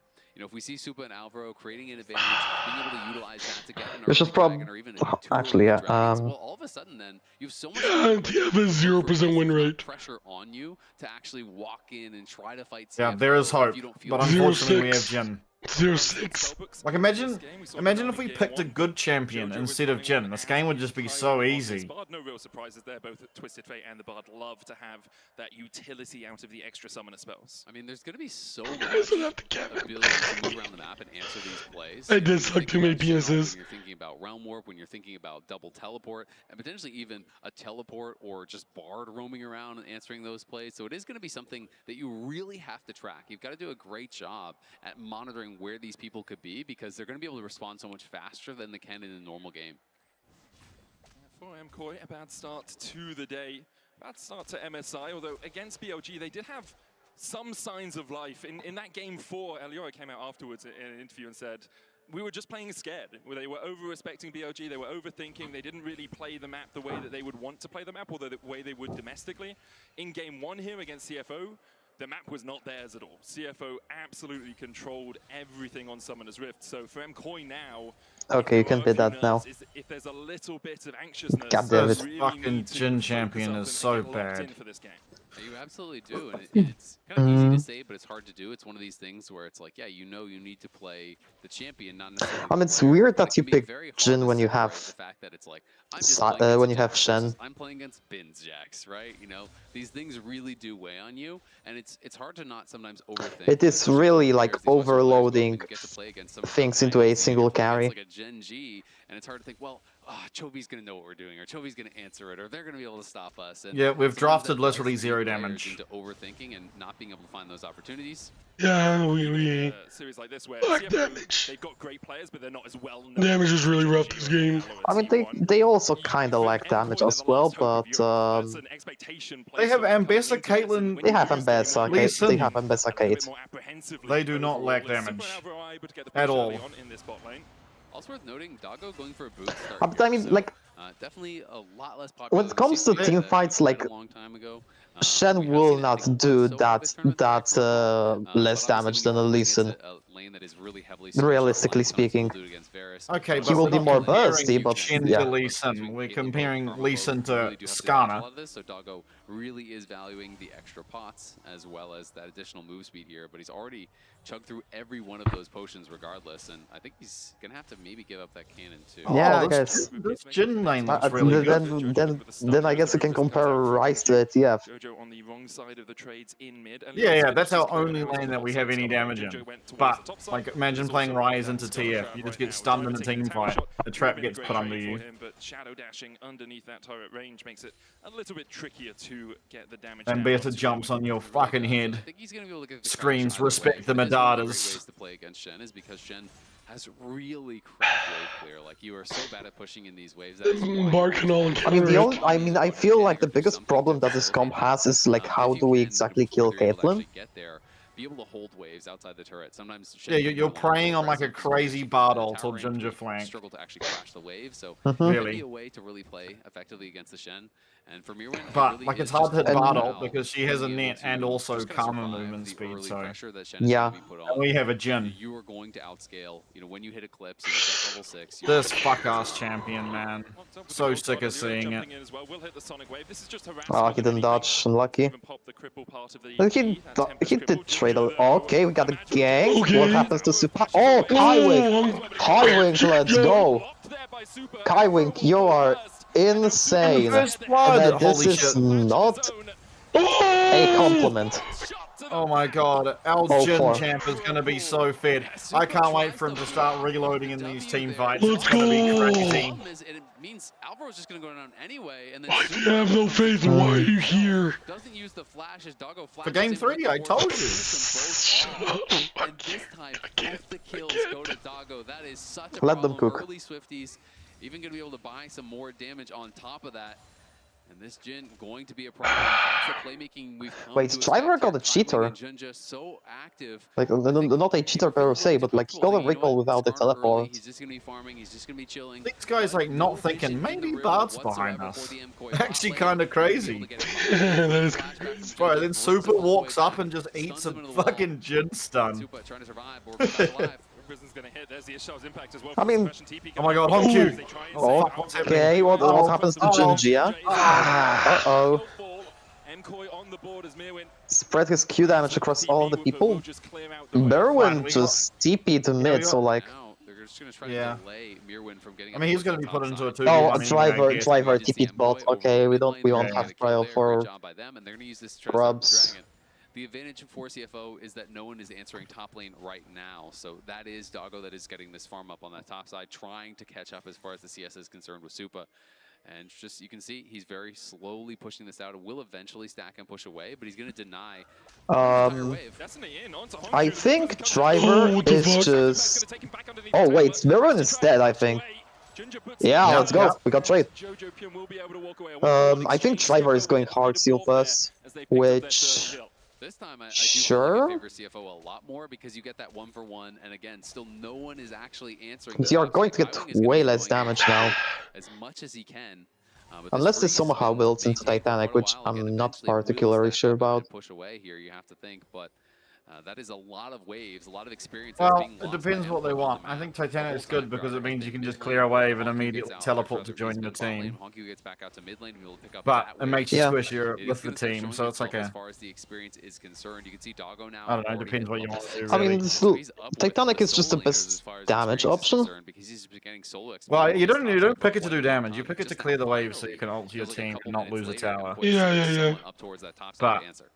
Super's gonna go up there. Because like Shin's damage is fine at this stage of the game anyway. It's later on his damage sucks, but Titanic doesn't really help that. Like in solo queue it does, but in competitive maybe that is a case of like solo queue versus non-solo queue. Yeah, I think in comp it's more you pick it to, as I said, like wave clear and join your team. Because otherwise he has no wave clear. Like Sunfire Cape, I guess, but... Or unending despair, whichever. I mean, I mean, Despair doesn't damage minions, so... Yeah, no, I mean Radiance. Yeah, definitely the most common build these days is just going to be Roa, Lich Bane, okay, this is a 3v4. With Skarnerol? 2. 3. 4. Hell yeah. Oh, 4 misses. Never mind, we did a whole lot of 300 damage. Are we getting this? Okay, that's okay. That's okay, as long as we get out, it's okay. Underneath this tower. Exactly, like you said, they have this kind of freeze over by their side. Oh, for these and flashes. Really, let me know if I'm too loud. 2 waves or even more from that. Yeah, if someone's loud, I'll turn you down, but I think you guys are okay. It is just a trade of summoners and things like that. They're looking for Jojo though. They're going to be TPing in as well with the bar. Okay. Okay, wow, that's... nice. They just cooked. Jojo goes down. The Avengers assemble 4 members. Now we get 2 grubs, okay. It's a TP from the Bard. It's the Shen ultimate. It's the Realm Warp with 2. 4 members just materialize on your screen, knock down your mid laner, and now they're over here trying to take down these grubs. Oh, is he going to steal? He's like looking for it. He already got the first one, so this would be the second for MKOI if they can get it, and they do manage to sneak it okay, he got smite again. And he had smite advantage, okay. Over to MKOI, you also have the first dragon of the game. We're really going to be playing around who gets that first turret, it feels, for the Feats of Strength. Yeah, it is looking that way for sure. As Doggo back towards that bottom side. Just kind of chilling here against Mirwin, who is not out to the Eclipse yet. That I feel like is where you really start having to respect what the Ambessa can do. It just feels like a completely different champion what it is once it is completed. And Driver is going to be working towards that Titanic Hydra. So is going to be having really high oh my god. 4. Oh my god, look how good this Jin champ is. So even when you start looking at some of these matchups, one of the real advantages of playing Titanic, it's like, yeah, you're going to get outscaled by the Ambessa, but you just show up and you one-shot the wave of Titanic and then you walk away. Oh, and he's going for the... Oh, he's going Humus. And then it allows you to kind of nullify some of that disadvantage that you do have. Yeah, you'll slowly lose your tower, but much slower than if you didn't go for that wave clear build. Next I mean, it doesn't matter what you build. I don't really know why would you need Humus in this game. on this bottom side of the map. They have They are losing the lane anyway. in towards where the Razorbeaks are. So spot the fact that I mean, is there. Honku you get it for team fights, for movement speed, but it just sucks. There's no good Jhin build. Jhin sucks. But like, what will the movement speed give you? Like, is it to like get closer to the team where you after you ult or something? Like, it's to run the fuck away from Ambessa. Yeah, if you are getting Ambessa ulted and you can't run away, you are probably just stunned by TF. In my opinion, like you don't get Ambessa ulted, but she's like trying to dash onto you. If he's getting Ambessa ulted, it doesn't matter what he builds. Exactly. Yeah. But then once you start playing it, you want to keep up the lie so you can maintain that aura of like, your right Bard is really hard to play. I'm just so skilled. It's the only reason I can pull it off. But definitely at the pro level, it is obviously incredibly hard. You can get jumped on, you can get burst down. The ultimate, it is one of the only ultimates that not only can it help you, it can actively hurt your team. So the timing is Jojo will abuse Driver a little bit. These kind of games to be able to have any sort of an impact. I mean, we've learned that supports have a lot of tools to actively harm your team from game one. Wait, Tunneler, that is satanic. Obviously, it's just a support thing all around. Let me help him out. Yeah, it is. Get him onto the backline, guys. It's fine. Honku meeting Meerwin down towards this bottom side. Meerwin has about a 10 CS lead over Driver, even though they're not laning against each other anymore. Honku farming up well, 106 CS. But which component uses double Ruby? Really for CFO on Doggo, who's picked up those 2 kills. And so he's about 500 gold. Yeah, he wants the second Q. Okay, Junjia is getting rooted. It will actually connect. I think we just... Okay, Honku is just going ham. Oh, we didn't get the delivery. It's 44. Meerwin is trying. I mean, Doggo got away. We don't have all. Oh, Honku's coming back. Oh, Junjia missed ult. Oh, fuck. Oh, shit. Oh, this Jhin champion fucking sucks. Oh, Jojo is here. Okay, never mind. We overstayed. Coming through, it actually got interrupted by a gold card from Jojo, but then he elected to never teleport. Once Jojo backed off, Shen could have actually TP'd in and tried to join the fight. Decides not to do so, stays up on that top side, and again, because you have no wave here, okay, teleport this Meerwin. To crash the wave or anything, so there's no sort of a punish there. So I am kind of surprised that Driver didn't elect to join the fight. There was a lot of low health bars there, and the extra member really could have made a difference. We see at the beginning of the fight, obviously going pretty heavily in the favor of MKOI, putting a lot of damage down there on a Junja, but then a great ulti here from Kaiwing forces out the flash, and this is when Honku says, you know what, I'm going to punish. Super walks back in, they go with the Realm Warp. If I had to guess Blue Panda, I would guess probably lifetime supply of Bios. Behind that tower and look even for the TP. Alvaro is dealing with Honku. Junja does help to take down Elyoya, but Meerwin is the one who's making all the difference. He pushes out Doggo, so Doggo... I actually cannot believe their AD carry got one shot and still did more in the team fight than ours. The Impale is sidestepped by Meerwin. Honku looks for him, but he's going to get avoided. And then finally, Jojo does arrive and gets a kill. Oh, we actually got the Dragon. Do grab the Dragon, but... gonna get first. Temper Fake again, there's the Shadow Dash for the taunt. Deadly Foe is coming out as well. Jojo has to flash away. Okay. We don't have ammo. Yeah, we had to reload real quick. Guys, just hold up, guys. I'll auto attack next month. Don't worry about it. Like it is going to be MKOI claiming that first tower blood. Yeah, I gotta be feeling really good about that. Getting additional gold here onto the Caitlyn. Still good aggressive play from CFO in the mid lane. It was a nice sidestep on the Bard ultimate, gets the Karma move speed from the shield, able to backstep, avoid that, but by doing that, it was really well placed ult, so you either have to walk into it or he didn't got the blade. Into the Shen. So unlucky. Kind of, damned if you do, damned if you don't. Ends up having to use his flash either way there. Couldn't quite knock him down. And Meerwin is going to be able to defend on the bot side, so now we'll see, kind of entering this mid-game stage here at 14 minutes, how MKOI can play the map. Meerwin looked really good in that last fight. He's getting to quite a strong point now. He does have this big advantage after picking up all those kills, has the Eclipse done, working towards his second item. I want to see Elyoya, Jojo play towards Meerwin, be able to slam home advantages, create that pressure in the side lane where all of a sudden 3 members show up, you get a dive, you pressure the tower, you make the options really limited and really difficult there for CFO. See what Driver does to waves now, though, with that Titanic finished. Has the Bramble Vest as well to deal with Meerwin in the pure 1v1. Rift held up in 7 seconds time. MKOI trying to set up a little bit of vision around it. It's so good having Jhin because you just never get mid lane push. So they get to beat it every single play first. It's so good. This champ's awesome. We talked about kind of the limited engage. It really is going to be fishing for gold cards. So now having the MKOIs, I do think is going to be a great answer. It's something that I think is sometimes a little bit overlooked. People kind of just default to some of these other support items, but I do think it's so powerful. It's kind of sad that we don't get to really see these stacks on Rua. Is easily answered. Of course, Mikhail's a much longer cooldown than gold card is, but you know, really can be. Roa? It has one right now. Has no Oh, it just has one, okay. And then Jojo Pion has two. Wait, you can't see it? Oh wait, yeah, I couldn't see the one actually. I can't see the two on Jojo. Long time to see it on its way, so you can get the MKOIs off immediately. Captain Jacket, or you can even MKOIs yourself with a tiny window just beforehand. Alright. Takes a little bit of time to We have tower, time to Alton. On the bottom side, MKOI. Hold up, AD carry's got to reload. Give us a second here, fellas. Give us a moment. Keep close, Jojo has used ult. Something really interesting there. So Meander playing off Vestion that entire time. Top, okay. Sitting in this area right here, trying to hide. And I think they're losing like entire top though, bottom, sorry. And then he would jump in and surprise, I'm already here. Oh, driver's getting caught. Oh wow, wow, respect. Respect. Jesus Christ, the stuff people will do for a hard steel stack. Hold up, we're reloading, guys. Give us a second. Come on, play fair. Driver had been pushing down the bot side, trying to eliminate some of that advantage. Obviously, took down the tower, pushed in some waves.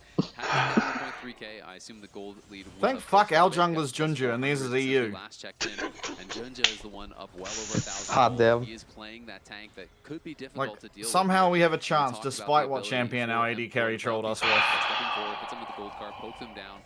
But when Junja is actually, Doggo's trolled both games so far. He goes Israel into the fucking Junja. Not a Junja, into the Jin. To actually deal with this front line. It's also just such neither champ does damage. Yeah, kind of true. Ezreal did not do much damage that game. Also gets the scuttle crab off the back of it. Weren't able to get any other. Pardon? Quick math. I mean, Israel always finishes the game with like most damage done, but it's all fake damage. Water Bowlery will carry bot lane, but this is not West Point.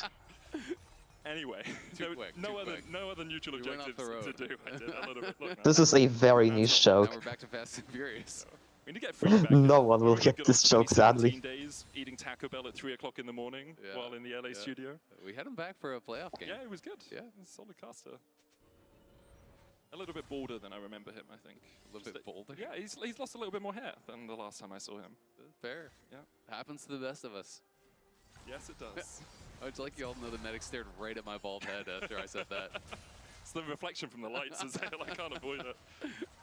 Next Drake up in 20 seconds time would be the second of the game for either of these two teams. Driver trying to shadow dash onto Jojo Pion, who doesn't have the teleport currently on this Twisted Fate. Running the heal and the flash. Alvaro flashes immediately away from Honku. Okay. We still get the stun. We still get the root. No, Honku root that guy. No, don't root so Honku trolled. Oh, he got the... Okay, that's good movement though. Gold card locked in. Temper Fate hits 2. Okay. Oh, Kaiwing. We have ult. Kaiwing, you trolled. Wow. Jesus wow, that Christ. was a premature Q if I've ever seen one. It's fine. Our AD carries full HP. He'll be doing a lot of damage, right? He's running away. Yeah. Close enough. Super able to get away across the wall. The chase onto Junja continues. Elyoya trolled. Elyoya trolled. Thank God. Literally nobody in this game wants to win. Oh Jesus! Oh Jesus Christ! Close my. Oh Jesus fucking Christ! So how fucking terrible is this goddamn AD carry champ? Just pick something that does something, man. That's crazy. We picked Jin because we're scared of losing lane into Caitlyn Karma, so we've lost lane anyway, and then we just suck in team fights too. What do you mean? He got a kill. Honku trolled here though. He needed to just root Alvaro. Yeah, he really did troll. Like definitely he had to let go after Alvaro got second heal. Yeah. And then he trolled here as well. I think he shouldn't have moved with the team. I think he should have positioned lower. And then every single person on CFO mistimed the battle. Junja mistimed it, Driver mistimed it, KaiWing mistimed it. Honestly impressive that many people fucked it up. I feel like that was a bit too You can tell we're really good with you're trying to get the most as Bard, yeah. Yeah. We've had a lot of experience. Everything there to try to keep them alive. Literally everyone mistimed it. That's actually impressive. Because if you slow it down as well, you get the Drake off the back of it. Now, But we got like 3 flashes, so it's worth. It is worth. It is worth. But we could have also just, instead of getting the flashes, we could have got the kills. Don't worry, our AD carry has a Yumus and rapid fire cannon. That means that he will do damage. Oh my god, that's so awesome. I'm really happy to see that. That's so much damage there. So Jojo has a full item on his base with the Lich Bane. Nice, puts up the sad B. At least we've got the emote game on point. That is where things really do change. You know, not that your damage is really ramping up that much, but it just changes the way that you have to play the game. Because all of a sudden, you really can just walk forward every time gold card is up. Imagine if TF had the arena passive. True. On the other side is definitely going Well, he kind of does, really. Very well. They just, instead of on champs. I think he would actually get less gold if he had arena passive versus the passive he has in Summoner's Rift. I beg to differ. Nah, you don't auto-attack champs that much with TF comparative to farm. Oh, yeah. I mean, if that was the passive, then TF would probably red guard a lot more for just stacking champions with splash. Oh yeah, but otherwise you can just hit 6 minions with red card. And that's going to give you more gold anyway. They tried to overload one side, really punish. They couldn't quite do it. Because you can really see it even in the experience advantage. I mean, you farm a lot more in like pro games. Yeah, he's probably auto-attack champions like 15 times this game. At this point in the game. CFO doing a really good job of just funneling into Doggo in the early game, and then since then in teamfights, And how of it are gold cards? Into himself. At least. Yeah, that's pretty much all of them. They're probably gold cards. Okay, He probably auto-attack Shin a little bit. Junja, calm down, good grief. Next Drake up in 2 minutes, so this is Yeah, I've seen this guy, like, this guy internationally does do some funny things on the Skarner. Like, domestically, he just shits on everyone, and then I get a little bit worried when I see him at the international. Well, presenting on the rest of the map, Tempered Fate doesn't connect, as you say, good side step there. Okay, you tried. You tried. Oh, super! Almost. Ah, you did it. Oh, that's the Vestion. You jinxed it. Oh, Jesus Christ. Okay, Driver's just solo killing this fraud. Okay, nice. The portal deck. I mean, I wonder if we probably don't lose Adakan from this. No, especially with Jojo Pyun running the. Oh wait, he has TP. Okay. Yeah, he just used barrier and He base. barriered for TP. But we can maybe get here. Okay, they're teleporting to it. We should know. I think Honkyu should have realm warped Junja. We are getting way too late into this. Well, Okay, actually, we weren't really late, but like, what the fuck are we going to do with Honkyu that? My fucking rise we are is done. opening it. Oh, this is awesome. Look at Jin. Just Hold hit up, hold up. Delia. Boom, boom. Wow. I don't know why you are fighting this, by the way. Nicely done, MKOI, you know, getting that bit of pressure all off of this. But yeah, realistically, Honkyu should have realm warped Junja. They immediately use the HP advantage to get down to the Otacon and be able to start that up. And that is a big advantage there for MKOI. Unfortunately, they have not really had the push, so they don't actually have that many flowers, so they're not amplifying that much. But of course, any you're getting for the rest of the game still going to be bonus, and you do still get that proc on kill, which is going to be potentially game-changing. Little AoE can really help. The CFO, they want 26 petals to only the 16 of MKOI. How many flowers per petal? Or how many Like, you know, not directly, maybe not directly into the objective, but just give him the additional seconds that he really needed here. Can't cook them all, did you say? Collect. Oh, collect. Thought it was some sort of tea thing. I'm much more experienced in that than you. You're like, ooh. The British man stands up and starts paying attention. Get a good brew on, we'll be very happy. MKOI trying to cook something special up Hopefully we get this dragon. 100 gold lead. 2 items now on Super as well as This is Unfortunately, probably the LDR gold's for even. Caitlyn. The gold's even, however, 1k of that gold being even is a lead for a fucking Skarner. So... I mean, Frank, big gold. Please, Just please, stop it. please! Just, okay, we got it. Okay, Driver's Driver's fucking done it. Nice. We got Alvaro. We got a full shot. Absolutely. Oh my god, my full shot did nothing. Non-existent. We don't care. Jojo Pion stood up. Okay, one more, land it. Alright, they'll do. Fuck it, we're killing everyone. Okay, maybe that's a little bit too many people for a car, but we are just getting a Baron. Yeah. And we're getting Dragon. That is huge. Okay. Just let him cook. Okay, we win the team fights as long as we make sure Jin doesn't have to do anything. This is perfect. Like, I don't know what happened in those scrims, but Kaiwing is suddenly better on non-tanks. Perfectly timed taunt comes out of it this time. I mean, Nami plays itself. To say something positive about Jin. I mean, the Nami game was really good, I think. Say something good about. There's nothing good to say about Jin. I'm sorry. No, he's saying J-I-N-N, not J-H-I-N. Different Jin. Yeah, but I know what she means. I'm not gonna be deliberately facetious. This champion fucking blows. Oh man, Junja almost hit fucking Jojo Pion as well. They just chase after. Doggo still has the ult for the end of the fight. There's nowhere for them to go. Luckily, it seems like this TF champ fucking blows too. Get all the kills, get the Baron. And now 0% win rate. Enormous lead here. They will Surprise. to that dragon and take that as well. Being on Mountain Soul Point is really problematic when you're already behind. Especially on, it's a relatively low damage composition coming out from MKOI. When you're in this spot, you only have a 2 Okay, Merwin is really... No way Medic's okay, just said MKOI's comp is low damage. Some of the shields that are happening on CFO. That's Stand United, obviously one of them. Rise getting shields as well. Driver's going to be able to push through the mid lane. But, like, I really do agree that it is not... Oh, wow. Oh, wow. Wow. Driver's fucking in there. Okay. Driver more like driving me insane. Soup. Okay, Doggo has stayed so long in his ult. I got so scared there. Okay, Jojo Pion flash. Oh, thank you. Oh, Jesus. Oh! Dead Jin. Oh, never mind. Never mind. Okay, the Jin pop off. Damn.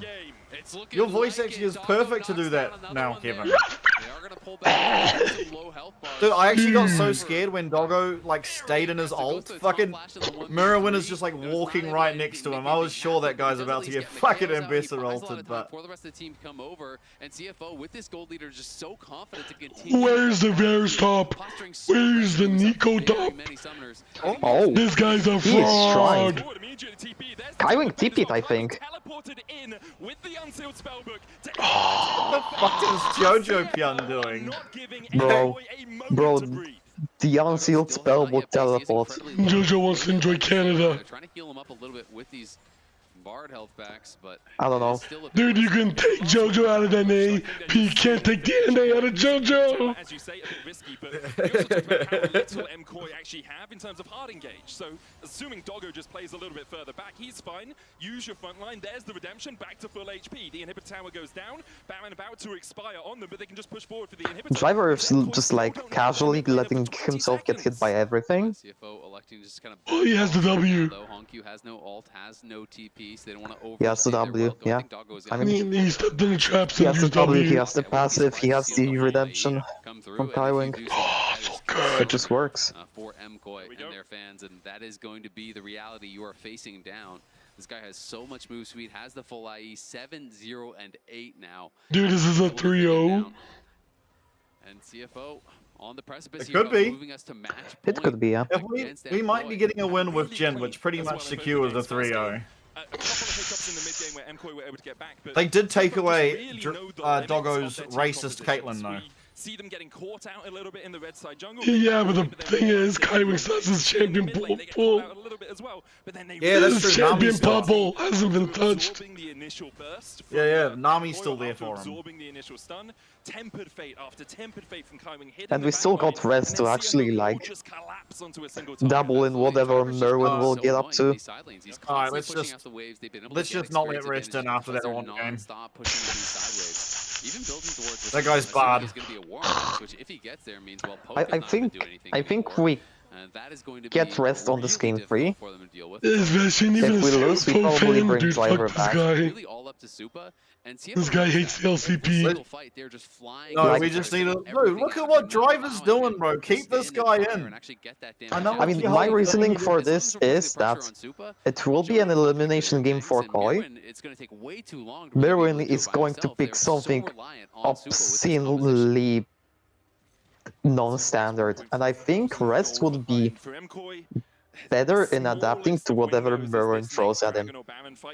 I disagree. I think if he just picks something fucking spastic and we lock in on, I'm pretty happy. But I really don't think CFO are going to give you that luxury. They've been so Like, Orn doesn't care about your carries, bro. He's just to be honest, I think if we actually are insane enough to first pick Orn again, then we are probably just losing to Merwin Quinn. It's so hard for MKOI. No. Quinn is so fraud. It's fine.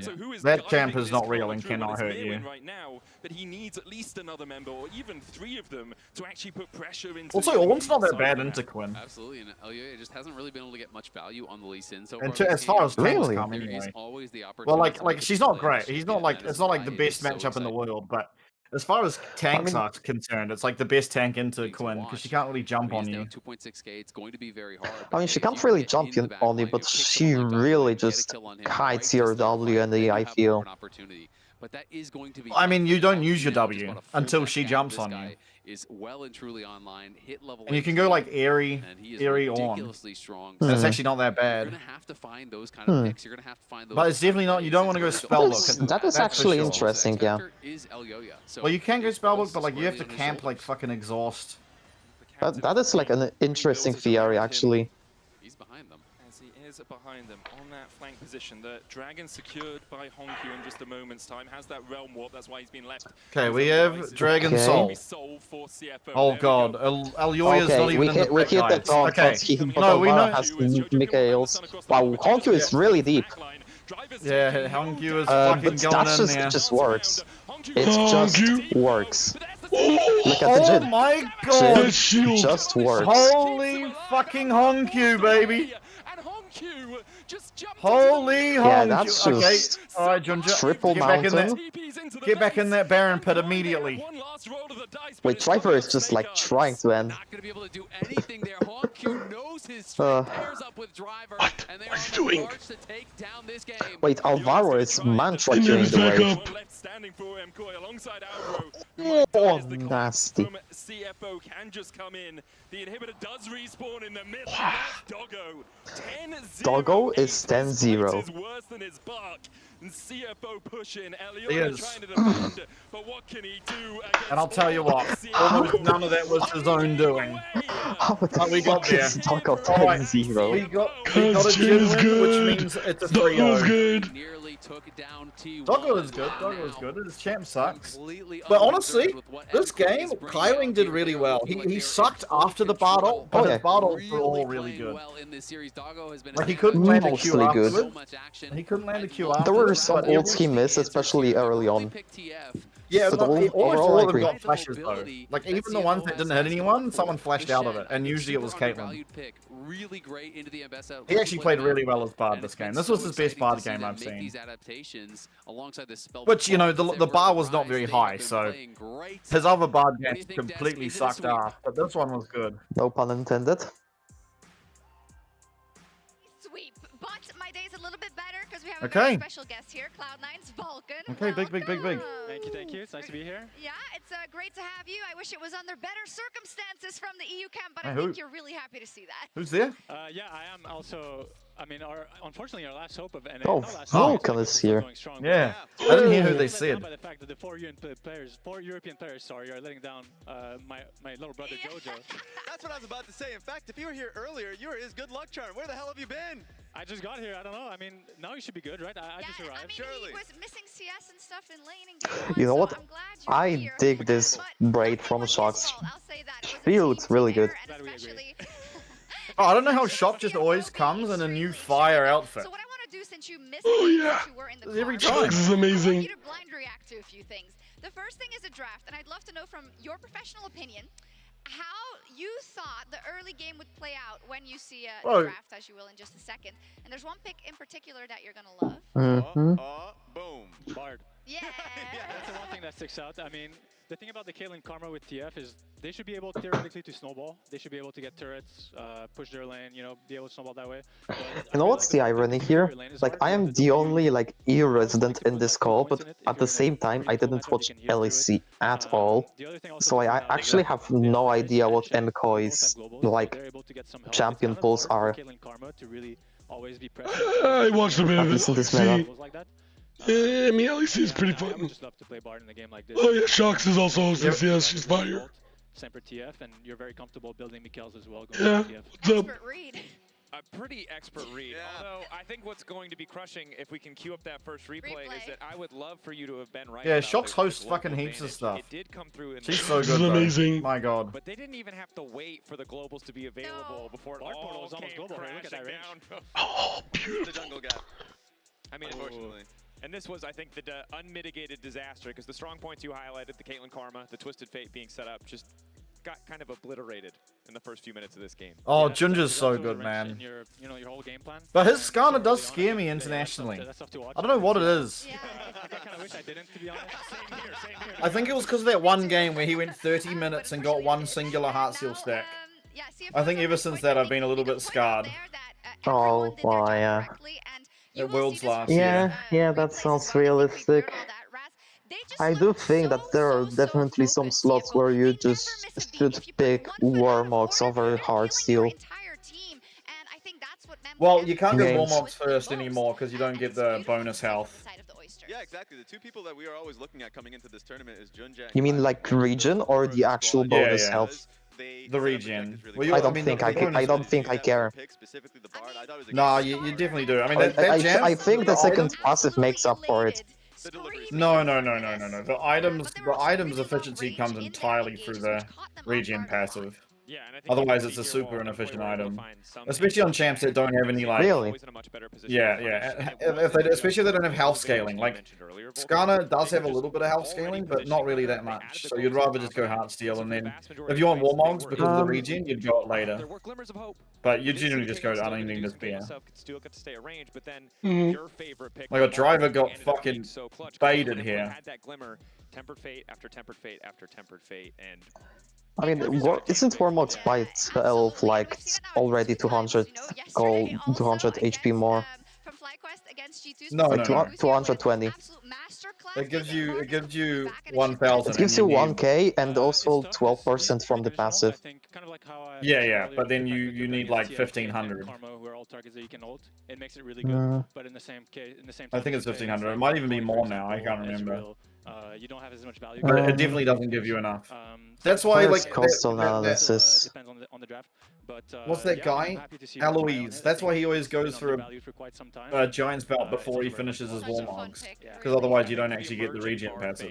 And that's on Meander. Makes sense, yeah. Yeah, get Giant Belt so that you can get it with double health shots, yeah. Makes sense. when are you calling on your team, for example, hey, this is a really great And I'm just looking at Vestion's tweets. The first thing I'll look at is It's like Alvaro crying. Vestion's just laughing. Yeah, I'm sorry. I had to. Bard doesn't offer that much in lane. You have to be able to do those kind of plays that look Yeah, okay, Warmox is like 106% gold efficient, it isn't that good. Yeah, it's only good once you get the regen. Heartsteel's not efficient either, but at least Heartsteel stacks up, which works well if you're Unending Despair. I mean, at this point, I would just take Heartsteel just for the damage, if anything.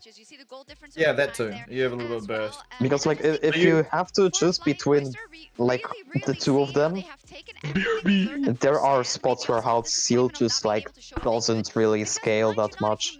2 days ago. Yeah, but Warmogs is always worse as a first item. It's too important to have an item that works well first because you have to compete for dragons and stuff.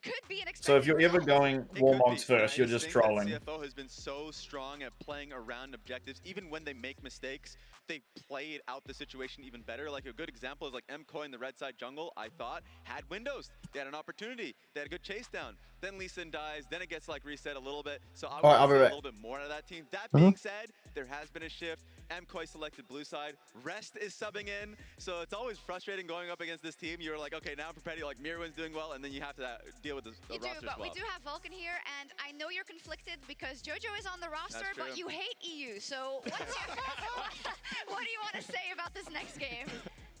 Yeah, it's very conflicting. You have a point there. I do hate EU a lot. No, I'm kidding. But yeah, I just hope for a good series. I hope for a bounce back. I hope that JoJo can bring it back. Game 5 would be very hype. Yeah, I think obviously, as we've shown, yesterday, I think NA is a lot better than EU. So I think the coaches, I hope that they realize that they have to draft around JoJo. Need the direct eye contact. Yes. I don't think you didn't have to look me straight in the eyes as you said that. Anyways, Twitch subscriptions are back for MSI. Subscribers enjoy benefits like enjoying MSI ad-free, custom chat emotes, badges, and more. Riot allocates a portion of the proceeds to the global revenue pool, directly supporting the leagues and teams in the LoL esports ecosystem. You can subscribe now to unlock the Not Like This Hui in-game emote. And we'll be back for Game 3. It might be MKOI's last.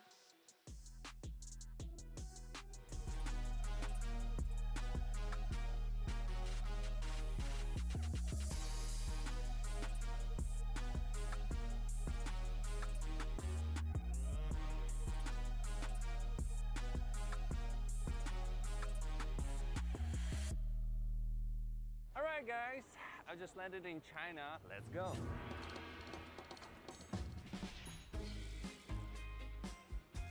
Play the local way, pay your way. Have you ever seen the Great Wall at night? Play the local way, pay your way.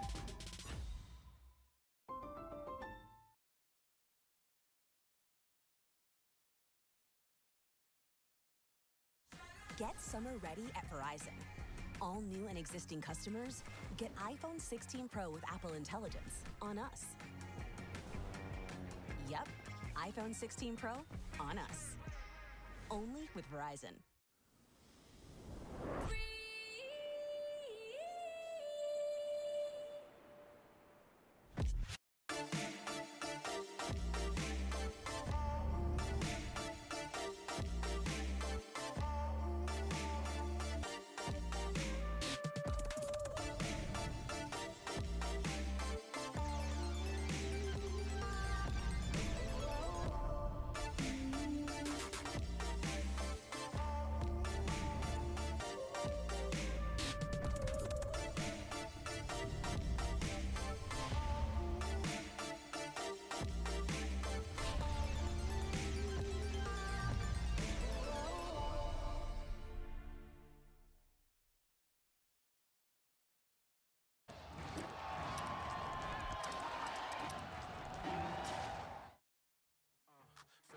Feel it coming. The pressure start thumping, ain't no running, ain't no running. It might cause a rave, all my people start jumping. You can feel the rush, it'll get your blood pumping. Okay, you better take a seat. Don't step inside the kitchen if you cannot take the heat. It's looking like a feast, guaranteed to flame the streets. It's a jungle outside, tell me who can tame a beast. Something lethal, like a beast that can't be tamed. This the kind of rage you can't contain. Yeah, this might be something lethal. You can really feel the flames, feeling like it's borderline insane. Man, this might be something lethal. Something lethal. Yeah, this might be something lethal. Something lethal. Welcome to the valley, it'll eat you alive. It'll hit you out of nowhere like a thief in the night. Ain't no way you can hide, it came seeking a fight. Push the pedal to the metal, better keep up the stride. Keep up the pace, this is a rage, we gon' light up this place. Please make some space, or move out the way. Come in with pressure, get smacked in the face. Something lethal, like a beast that can't be tamed. This the kind of rage you can't contain. Yeah, this might be something lethal. You can really feel the flames, feeling like it's borderline insane. Man, this might be something lethal. Something lethal. Yeah, this might be something lethal. Something lethal.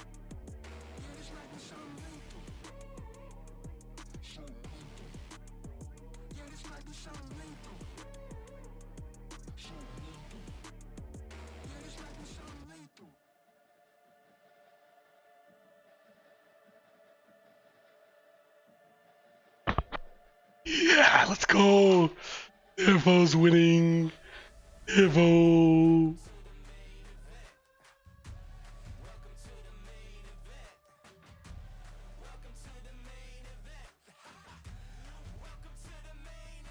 Bentley, did you see his CFO almost beat T1? Oh man.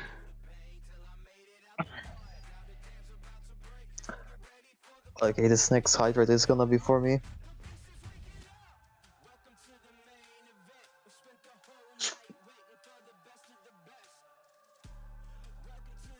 True, Blue Blend is right.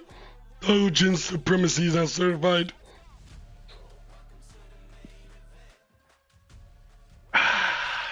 Let me throw it down to the ground, make him turn around in the dark and light. He wants to go in, we'll land the gold card. You can see the extra range from the rapid fire cannon there, helping out. Temper Fate hits two though.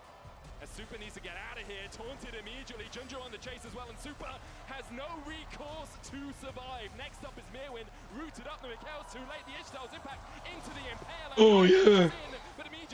It's draft. PP. It depends on champion pool and how we want to draft. But Jojo's going to fall for it. Kaiwing chasing his opposite man with the Realm Warp coming out. He's sent to the CFO with a clean ace. And that's as we see how CFO have dominated the last two games. The question in your head has to be, do MKOI have anything left in the tank? Because at the moment, CFO! the Oysters who are Battle of the Aquatic. Okay, okay. I can get behind that. I can get behind the medic. Help yourself. Let's get it out. You said you wish Freak was back. Well, here he is. Yeah, there you go. Living on. In a David Turley, you know? Yeah, yeah. Well, Rest is going to be subbing in, so maybe that's going to be an opening here for MKOI. I do feel like Driver has been performing a lot better, honestly, so far this tournament. But this is something that CFO always does. They swap back and forth between these two top laners. Rest is kind of known as the carry guy, so that does give a little bit of a tip of the hand here as we enter into Champion Select, powered by Omen and HyperX. MKOI must reverse sweep or they will be done here at MSI. Well, CFO just need one more game to close this out and move on, where they would play the loser of AL, of course. They would play AL because that happened yesterday. So obviously an incredibly difficult challenge that they would be facing, but want to take that chance. I mean, every opportunity, CFO have stepped up to the challenge at this MSI, taking T1 to 5 games now, coming into this series as a close team, but definitely the underdogs. I think most people expected MKOI to be the slightly better of the two. People only thought MKOI would be CFO because they don't watch LCP. If you watch LCP and you had a brain, you would understand CFO's better. Yeah, so Jace, Sante, third most. The other bands are scared. Is going to be curious to see where Rest does go, because you'll remember back towards game 5 when they were playing against T1. He came in, he was actually playing the Ornn. That one did not go well for him, but we had heard in the interviews that was more due to jet lag that Driver was experiencing, and he wanted to sub himself out. Yeah, I think Driver said jet lag. They are saying that Driver has jet lag. A bit of anxiety around it all as well. Interesting. So credit to CFO for making that swap at that sort of moment. It's going to be Talia locked in for MKOI, one of JoJo's best champions this split in the LEC. CFO are looking towards the Aurora as an answer, which is something we have seen quite a few times over MSI. And at that oh yeah, I will dominate talked about it on stream. But we scrimmed C9, so far, and he thinks that MKOI and CFO are like even. I love the champion, just so not a fan. We'll see what the answer is going to be for Mirwin, because Mirwin is one of the guys that can play everything, right? So I would be almost most scared. There it is, finally. It's the best counter. I rally anti Yorick. A lot of Yorick. This matchup is unplayable. This is the worst matchup, like one of the worst matchups I've ever played, not just for Yorick, but of and they also already took Poppy. Horrible.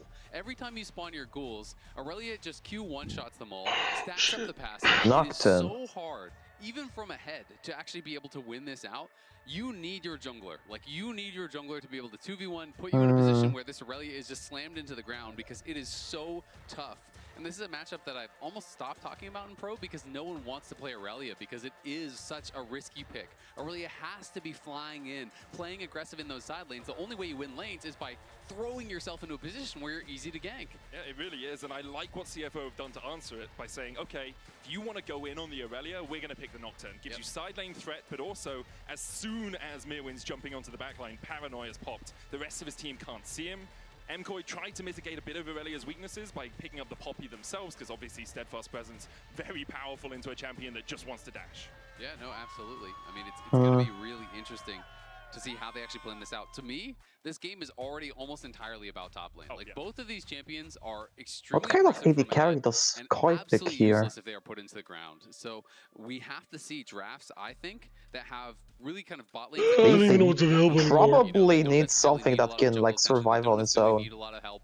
I would really be thinking about, okay, how can I actually play this? Varus is already banned. Have strong wave clear, in the dives. I'm going to be able Draven is a really good pick here. Play for top side, I think that is where Senna, I guess. I mean, Senna is, I guess, one of the picks that can like lane alone, kinda, maybe.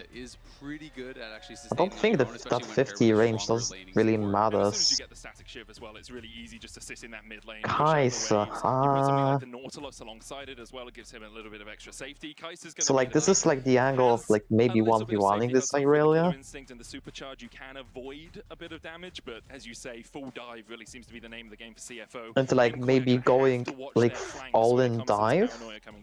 And I mean, Nautilus is still up and available. Xayah. Really common pairings. Rakan is still up and available too. I think Xayah Rakan makes a ton I guess Xayah works, yeah. It's a great answer to a full dive comp, which is what we are obviously showing from CFO. Like, oh wow. Over, but honestly, who cares? The counter engage, I think, is fantastic from the MKOI side. Instead, they are going to be going in towards the really wrapping up the rel for themselves here. Very interesting, and that does leave both the Rakan as well as that Nautilus as options for CFO. My expectation would be unless they really want to cook. Nah, I mean Renata also probably just pick Nautilus. The, hostile takeover and the of course, you pick it. Kai'Sa Nautilus, yeah. You think you're going to be overcome by the dive that comes out from MKOI? Like hard engage here. I don't like the Renata, honestly. I would be very surprised. I think he's just kind of hovering the ground for fun. I think he's going to lock in hard engage. I just don't really buy it. I don't dig. No, I don't dig this at all. I don't dig this at all. It's going to be very interesting. Two teams playing Nautilus would have, I mean, unless you are playing this game to like just sack it. Whereas for CFO, it's all about that first punch and of course playing through side lane. You know, both MKOI and CFO are going to have eyes on that top lane. Rest and Mirwin. The fate of their teams, I think, really will be on their shoulders here.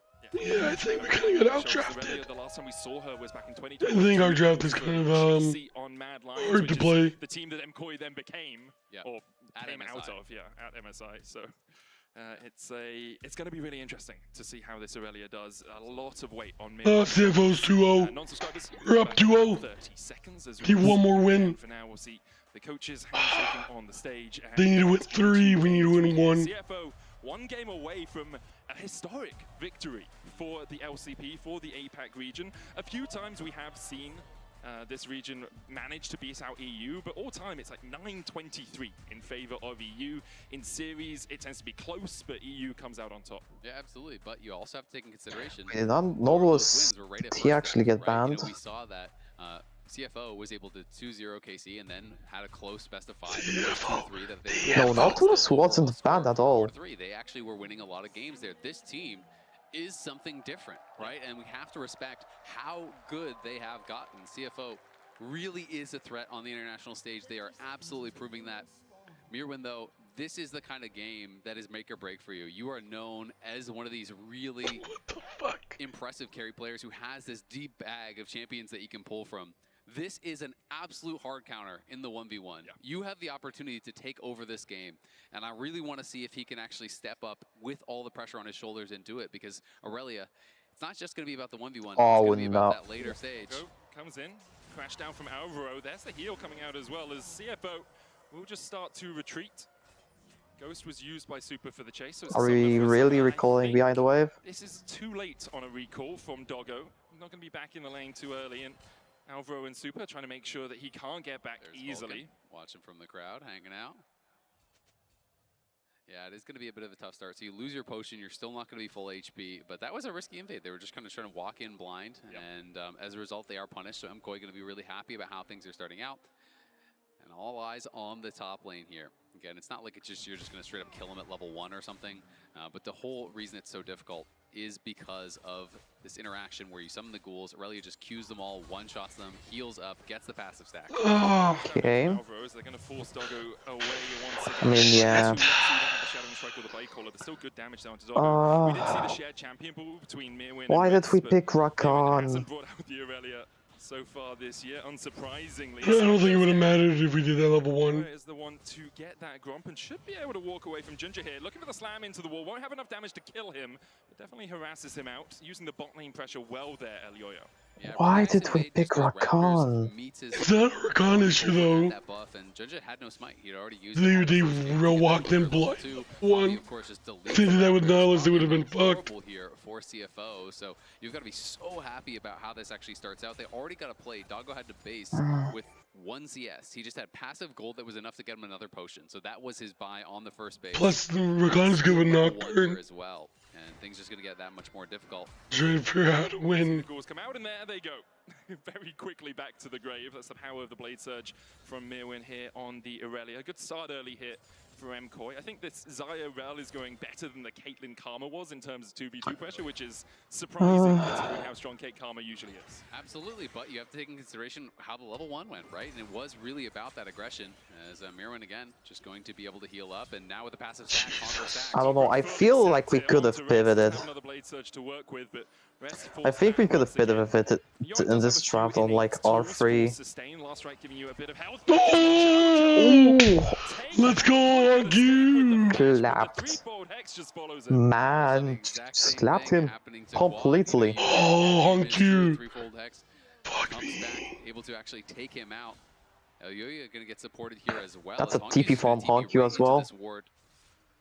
Making sure that Ginger can get the Scuttle Crab. Nice TP from Honku. Doesn't really lose anything because he's just going to walk over to the mid lane once They are again. kind of pinched, but they don't have to walk for here. They knew that they could have the 2v1 advantage right there. Leads for MKOI Missed the Q. side and the bot side, but mid and jungle. Oh, hit the Q actually, never mind. CFO. Partly because Elyoya spent a lot of time trying to steal away these camps. We'll have another look at this. Jojo very low on mana, trying to catch the wave quite high up in the lane. Yeah, Honku goes in, proxy electrocute, and there it is. Good. And when you flash through, you can still do the pullback, and of Just course well played. that damage It's just right. Able to finish him off, and Jojo just admitting the mistake, but MKOI looking for a dive here. Rest in trouble. Into the wall. There's the flawless duet to follow up, and Elyoya on the board. MKOI get there first. Mirwin gets a plate. The game is pretty always go into like that. Already down 600 gold here. Elyoya only has taken 4 camps, but has been active. We kind of have like good mobility that can ignore Poppy, like Aurora and Nocturne. With the recall coming out from Super, I expect he'll match the pressure on the top side from But we also have a Kai'Sa. Jojo sidesteps. And we also have a Yorick. The Q as well coming through. The top side I'm scared of. That is critical when you like the top side of the map is really scary. Especially if you're forced to base or even die without teleport, it is so much more punishing that second time. So has to stay alive, and Alvaro is here, and Honku could be in I think if we neutralize the top lane, then the game becomes really easy. Doesn't have to burn the flash, which I think is really what MKOI were looking for there, just trying to even out. But if top lane is like even remotely even, god damn. Honku is not optimal, but Honku is absolutely slapping. Elyoya comes in, we'll put the hammer down. Worse. Response, but Honku in the 1v1. I mean, he is losing the wave. Going crazy already here as Mirwin down towards this bot side. With rest, I guess it's money into Honku instead of money into Elyoya, so yeah. As it feels like he's gonna kind of have to, because top lane is already really struggling, and it does not get easier in this matchup. Mirwin's slightly behind in terms of XP right now, but should be able to. I mean, Rest isn't really doing that badly. Brought in the Maiden to so far. And Mirren also doesn't really have like Ignite to have the kill pressure here anymore. Okay. It's gone Cull as well on this Aurelia, just trying to farm up, as has Super on the Zaya. Yep, going to be going Cull, and you can see that Rest is going to be going for the Bramble Vest. It's minute 6. When I've played this matchup, all you do One is kill is enough, I guess, for now. you just try to not be the reason your team loses the game, because you're never really going to be able to win. Is he going to try and kill the Maiden? No, he's just pulling the wave, okay. Respectable. You're just going Bramble Vest. Rest will have to answer, and they are like maybe trying to pick onto Junjia. Super. Oh, the fear disconnects.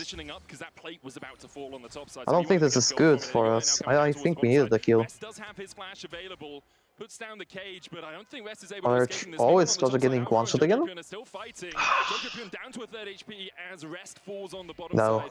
Able to escape. Kaiwin and Honkyu coming up on top in the mid lane. Nicely done. Mirwin able to get He will get zoned from this wave. It doesn't even have to use his ultimate as well to add insult to injury there. Honkyu doesn't really have the flash to dive. Able to get a good base here, and when you get to unless Jojo like really disrespects. It's already going to be well and truly over here. Jojo just trying to survive mid lane against Honkyu. Alvaro just used the spellbook TP. Just needs to kind of sit back, chill. That is the 1 point of power right now for CFO. Junja at the very least did get Ghost Flash out of his first ultimate, but the ultimate cooldown early on is so long on Nocturne. So like Koi probably gets Grubs here, I would guess. Flash out, but she's about to hit level 6. It's like, well, I have more tools at my disposal to be safe. I have that Featherstorm now, so even if you come back in with the Paranoia, I can at least delay for the follow-up of the rest of my team. It's the first time in this series that we've seen MKOI with a gold lead in the early game, about 1,200 ahead right now, as CFO are going to claim the first Drake of the game. CFO able to grab that dragon here, not super early, and the grubs are up, so we'll see if anyone's going to make a move towards those here pretty quickly. But it feels like Aligoya, has been very active, got some kills, wants to just go back and keep his farm up, because even though he was up in gold, he was quite a few camps down. You can see the KDA for Dago has yet to die across those first 2 games. This guy has been stellar, really pumping out the damage, positioning well. He is just such a talent. Should Vestion be muted all this time? And Emily was just telling me about an interview that he had given where he was saying this MSI is so I actually have no idea. because it felt like it was the first time he earned it himself, actually getting there himself. Of course, he had subbed in before in the past on loan for another team, but this is, him earning. Okay, so Jojo can get a nice trade here. To show that, hey, I deserve to be here amongst the best in the world. And yeah, I didn't watch, but yeah, MKOI got all 3 grabs. Okay, wait, getting on the Mirror. This is a good counterplay, like in terms of the win conditions. Mirror will get the 3 grabs, so he will have really good split pushing potential when push comes to shove, and MKOI will try and make a follow-up dive. Doggo seems to get back in time, but now there is risk that this turret falls. Oh no. Man. He's going to be able to walk away. Junja here for the cover as well. Wait, Junja is close. Junja doesn't have ult though. Not quite take the plate, but should clear out this next wave. So you can't really go aggressive. We don't probably want to go aggressive either way, because Junja probably just gets one shot. But when you watch him in the LCP, he's just so consistently one of the best AD carries in the league, and you've seen him here as well. Unkilled in this series, had a great series versus T1 as well. He's just such overall, I think we are doing well. Yeah, absolutely. Mechanically, I think we are doing pretty well in this early game. A treat to watch here. Has been performing incredibly well against. Definitely, like a turning point will be like a 2nd, 3rd dragon here. And you perform well. Like, okay, you're pretty good. I don't think it gets much harder than that. So. We'll see if he can kind of continue that. Oh, Kaiwing. Obviously did go down, but is still significantly ahead in that This recall is just oh wait, he just dodged the vision, didn't he? Already is on the Sundered Sky, so is going to have quite a bit of damage here. Of course, Poppy, is a tank. Can they get so much upfront damage if you can actually get that wall slam comes out with this build, and that's why it's so popular. I don't know. Jojo is probably not far enough into the lane for Kaiwing to have potential. He's done pretty well. He's going to push out this wave, and with the Maiden, your wave to push pick him, relatively quick, especially if you but get like down and get those extra ghouls. So Jojo, like if Kaiwing actually looked, that maybe they had like some kind of big potential into Jojo. Yeah, no one answering that bot wave right now, so it would be a cost to it if they wanted to go for it. Alvaro. So now Here, steps into Vision. MKOI definitely wants to contest this Vision. Oh wow, we are going really aggressive here. What the fuck? Huh? Wow. Okay, Elioya just trolled real hard. And they yeah, that's an AK re-engage? Yeah, that was an okay re-engage. We can extend this. We can definitely extend this. But who is going to extend this is the real question. We got Talia wall. The flash off of both the Nocturne as well as the Recon, the cleanse off the Kai'Sa. So a lot of big tools were I think this is worse for us. I think we can't. I think we can't really get Dragon now. Is behind Onkyu, but quite low on health. I don't think that's a play that you're going to want to look for, as Onkyu is quite strong here. Does already have his first item done. One of the most greedy dives, if that ever did materialize. Is Nocturnal actually going to be up in 60 seconds? MKOI holding back of it, and I'm sure yeah. the world are taking a sigh of relief. He only got like he only got Hexblade now. No one's near it, so no one will pick up that extra bit of gold. Leads in the top jungle bot and support role for MKOI, but I think he will still need like 20 seconds. So like, it will kinda be up when he needs to probably. 20 seconds. Unless Koi like really rushes in. I don't think it'll be that long. He's pushing out waves. He's just trying to move away from maybe. I don't know. Whatsoever, It's hard to tell. Absolutely the correct choice in this matchup. Like Honkyu's ult is coming up now. Kaiwing still has a couple of seconds. Or if he has to go into the team fights with it, can he really execute on the team fights on Aurelia? Scaling down now. Really hard to do. Junja still has like 20-30 seconds on that cooldown. But it's really hard to I don't think hitting is good.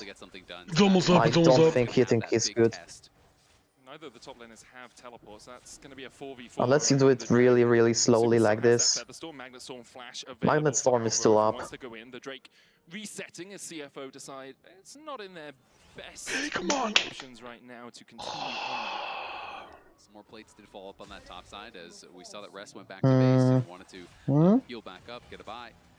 And Mirwin, as a result, was able to continue farming plates on that tower. And MKOI now are first onto this dragon. Junja's on the side, though, and Honkyu's moving over as well, so it could be a potential for a fight. It might just be a fight afterwards. Are we ulting? He didn't get a smite. We didn't disengage. Yeah, we did disengage, okay. Quickness, killer instinct, you have a lot of ability to close on that backline, but in the end, CFO don't pull the trigger. Aulia kind of wins most of these smite fights. Maybe it's going to become really problematic, but because they stayed as a 4-man squad, great, you have these 2 squads of 2, but they're just going to go and attack one side. They're going to heavily commit towards that, and then it would be really difficult for CFO. Wait, how did Merwin suddenly get that big of a lead? Is it really just plates? All tied up as far as that is concerned. It's going to be a cloud. Plate kills, yes. And be really strong, I think, for a lot of these champions. You know, Aurelia obviously loving that, Nocturne obviously loving that. You know, a lot of these champions do get a lot of value out of this, even the Xayah as well as the Rakan, the Kai'Sa. Like, there's so many champs that just love it in this game. I wonder if the goals count as CS. We'll probably see that in a second. Don't think so. I don't think so either. Never use W or E. You have Q. Two abilities. Just run through them.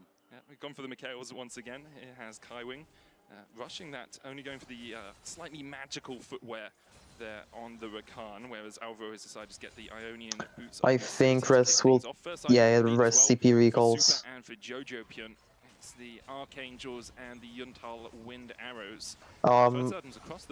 Do we really want to contest that? We literally just TP Res to top, to bot. As Doggo tries to connect, but the Rift Hold is secured by MKOI. Alongside it, those upgraded boots. Yeah, and Junja that's what I thought. You're pretty much never going to look for a fight, you know, in that position. Nocturne without ult in a team fight is just so useless, and Rest's just going to tank up this damage and knock down the tower. It is incredibly low. I mean, that's the first threat for us. Nicely done by him. And that is it kind of gets him back into the matchup. Has not really been able to find much purchase in this game. You know, he did get okay, but things are fight as a result, hasn't been very active on the map. I have no idea oh, he doesn't get the chunk? Okay, wave clear. clears out the wave first. Kaiwing here for support. That's a good escape, to be honest. There's the charm, and Kaiwing can just Good job, good job. Great protection. Good. There from the CFO support. Nice. Good counterplay. Honestly, you know, Honkyu just drops the ult, clears out the wave, runs away from the dive, so they have to walk through the tower. And that buys his support time to get there. They're looking for a dive on bot side. Onto Meander, the Fear Tether's going to connect as well as Rest flashing forward. Okay. Does Rest kill? Oh, they give it to Doggo. Oh, that's so good. Cute. He overstayed. Yeah, that heal. I mean, Kaiwing kind of stayed for too little. So Jojo dies at bot, Meerwin gets a kill at top, Super picks up 2 in the end on the bot lane. Yeah, that is really big. Super gonna be able to Oh, Super killed Doggo as well. Mid here now. So you're gonna be able to charge this one in.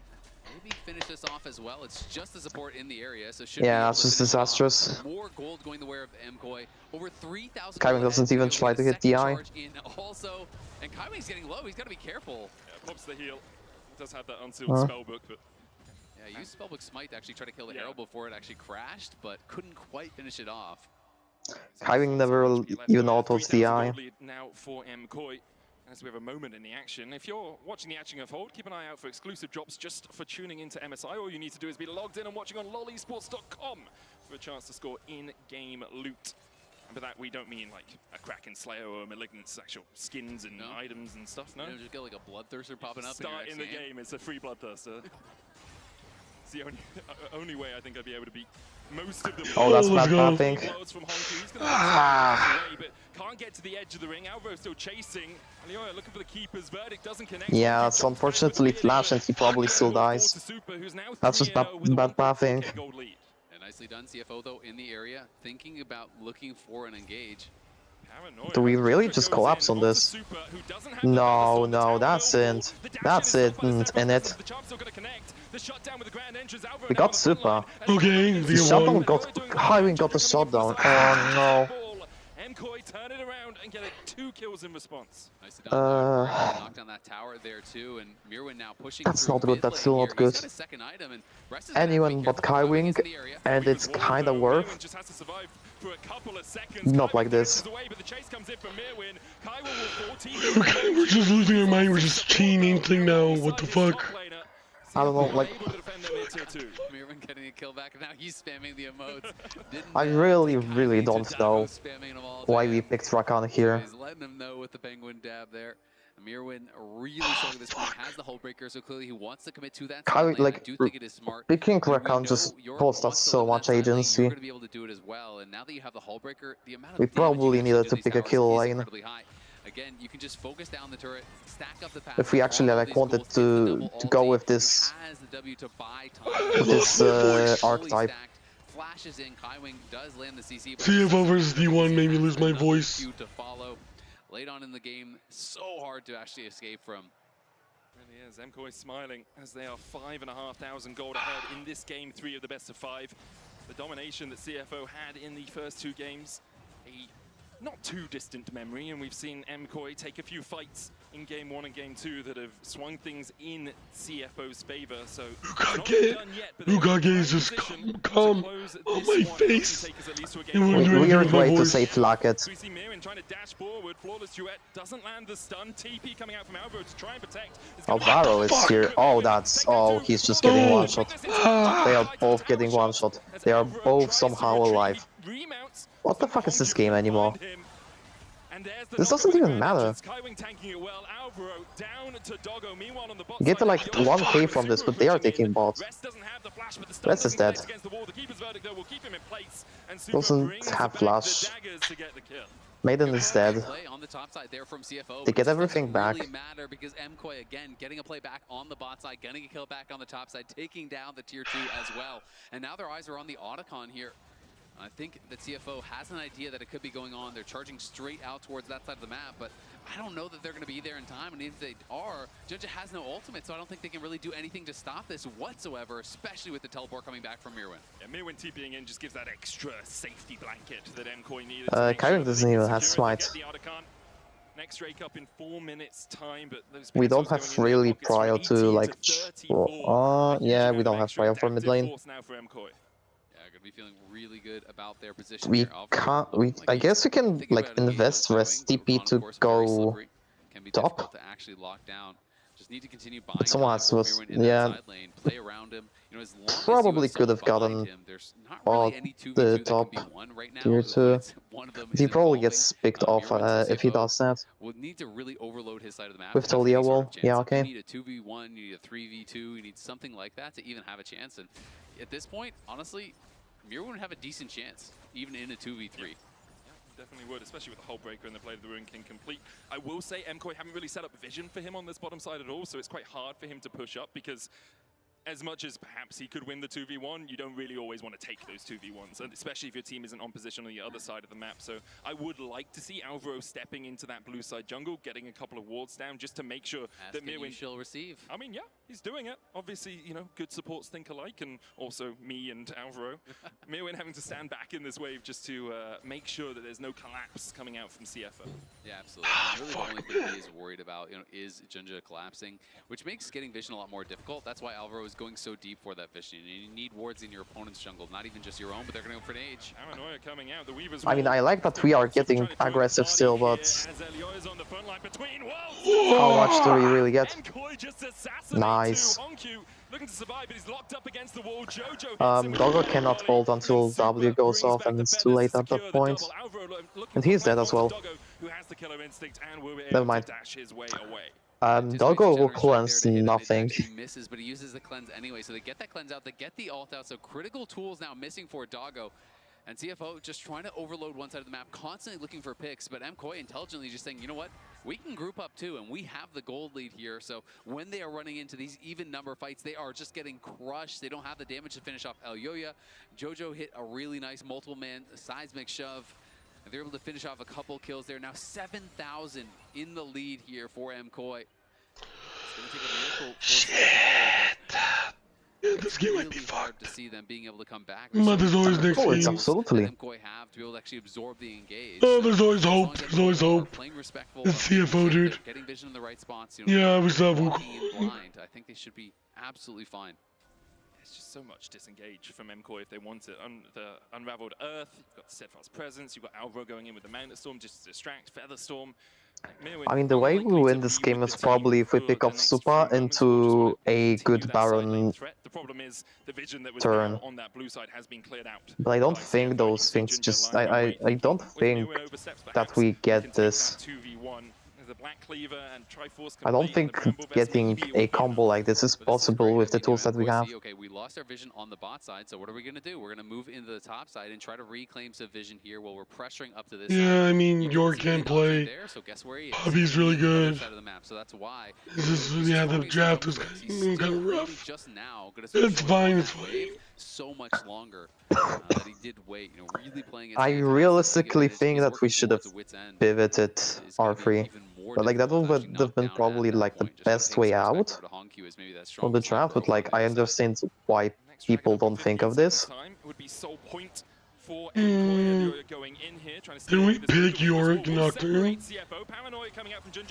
Oh, what the fuck? Slammed into that Weaver's wall. Jojo secures the kill, and now with the jungler down, Baron becomes a little bit of an option. Nocturne will be spawning about 4 seconds after the Baron comes up. Yeah, they're definitely thinking at least about getting vision on that top side, but I think for now, just take What do we even pick here if not pivot? Push on that bot side, and they're just moving around the map really, It was like Yorick. He's doing a good job at reestablishing vision control. It was Yorick Aurora into Poppy, Irelia, and Nocturne 3. in towards this soul now. Oh, what would you pick? And what did Koi have? R1. Talia. Okay, so it was Talia, Irelia, Poppy. For the next fight, so uses the teleport, gets a little bit of vision. One of the great things about Rakan is how much you can wrap for vision. You can be behind enemy lines, you have enough escape tools to get out if you really need to. Yeah, I've been drinking D. Really mobile. Well, you just have so much utility in your kit. This doesn't work.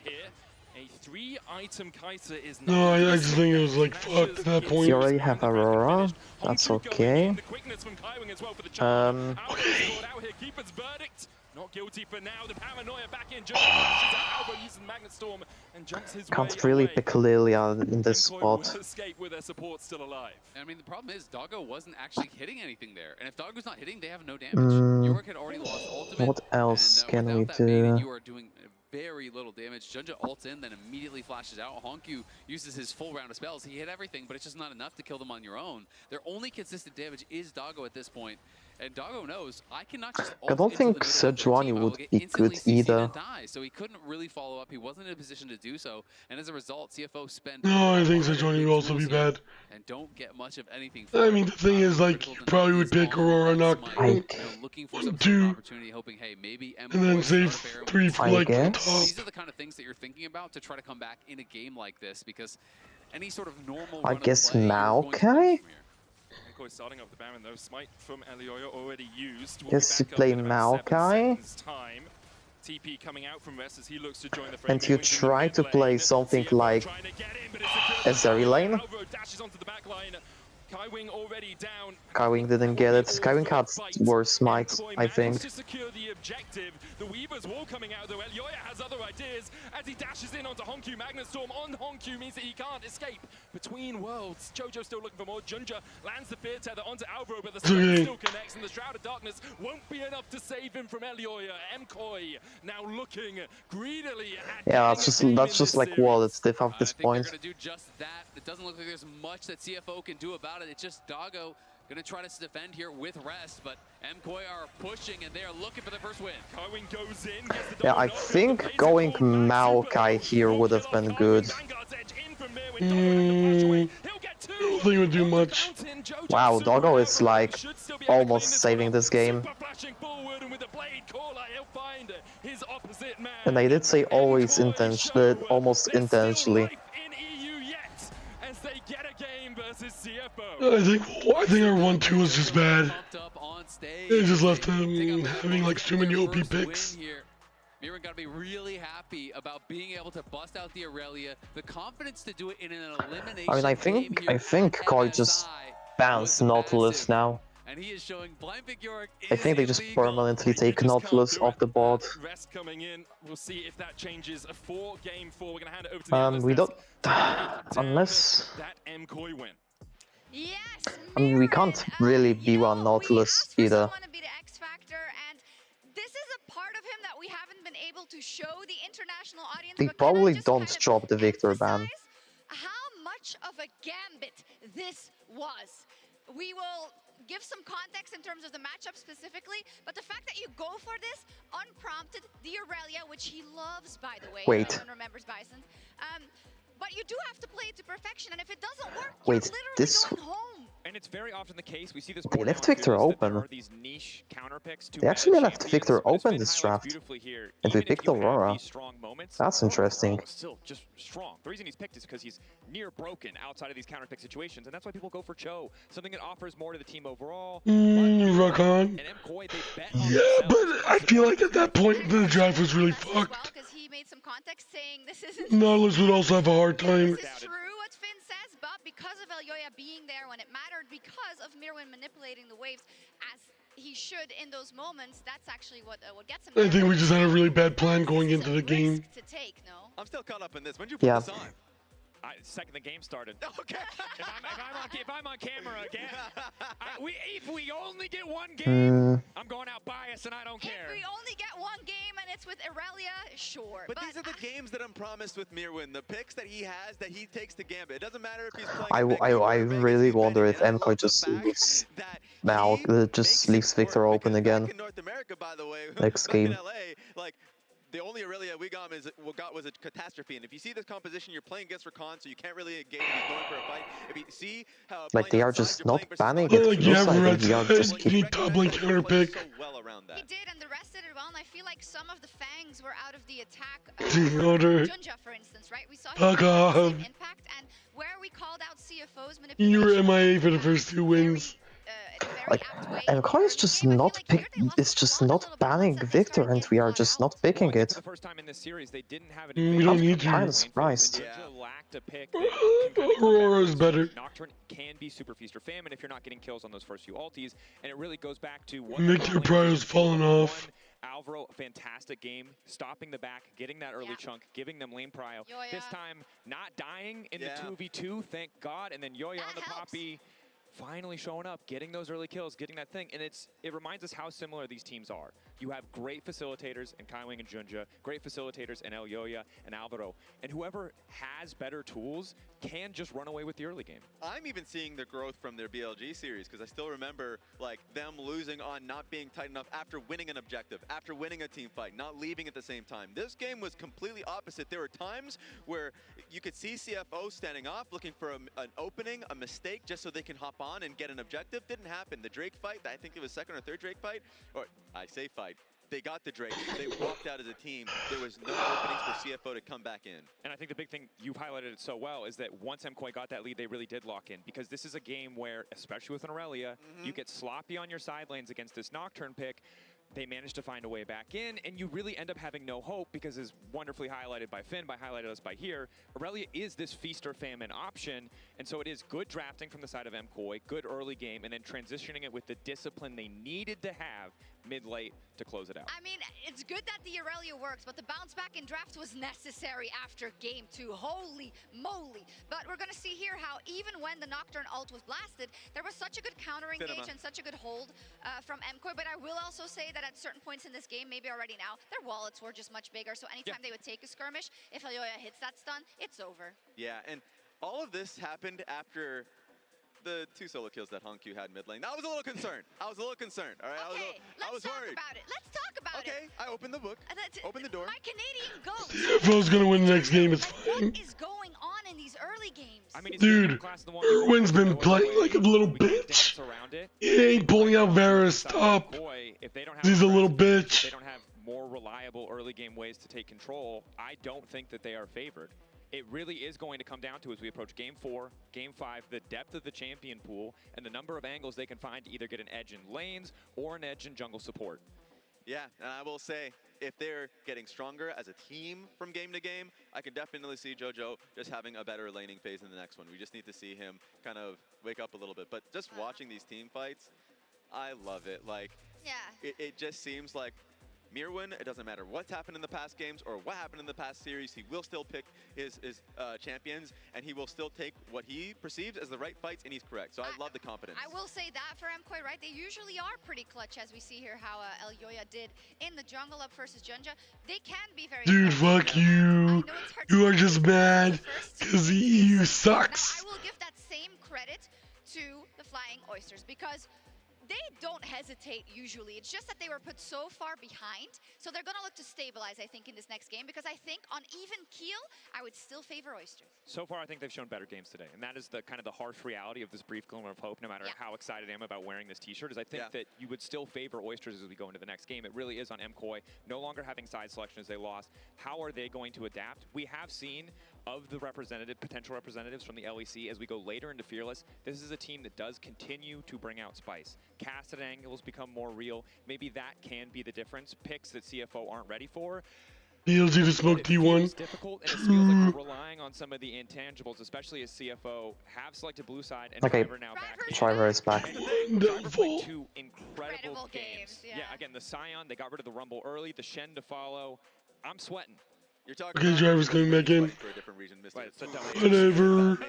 Okay, that's a banger graphic. coming back in. What the fuck? Dude, Driver's better than the Bouse, dude. Driver's better than the Bouse. The Bouse should be learning from Driver. What the fuck is this? Hey, Björk, fix my voice. Can be good. We saw that in game 1. If you're the Scion, you die, you get XP on the wave, and the enemy team has a Rumble. They die, they get nothing. What's another pick like that? Probably nothing. I mean, if we want like the boss shadow, we could fish for a Gragas You know what I angle. feel? You know what I That's feel? good I too. feel a Mirror and Cassante. That's what I feel. I know usually it's boring, but maybe it's necessary. We'll see. They need to do what has to be done. Movistar KOI may have given us a glimmer of hope, but they're still up against match point. Let's see if they can bring it back.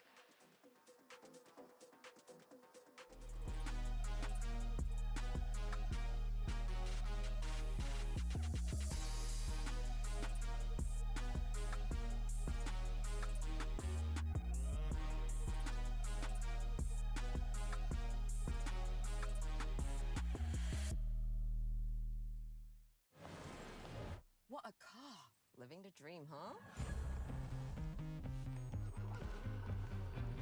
Sweet dreams are made of this.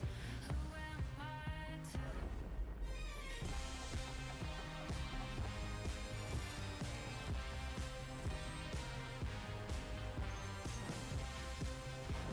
Okay, okay. I get it now. Sweet dreams are made of this. 传奇该如何铸就？ The prophecy has been fulfilled. Never doubt Uzi. He changed the meta. He pushed the limits of the game. Uzi now reigns as king.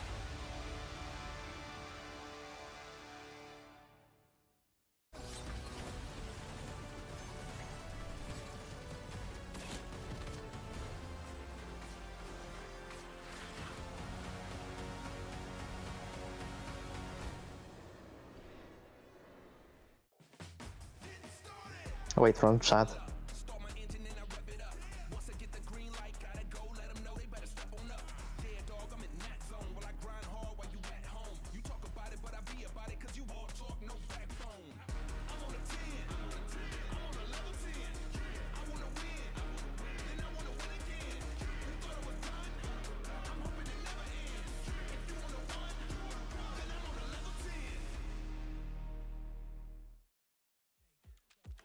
Chaos around me, so many enemies, they all surround me, they out for blood and revenge, rising with killer intent, the fury ahead is immense, but I will not bend, look in my eyes, no you won't see fear, nothing but fire and it's not even fair, they all against me but I'm still here, so go ahead and let them know, I'm more than prepared, an army's not enough to silence me, go ahead and bring the galaxy, nothing you do can rattle me.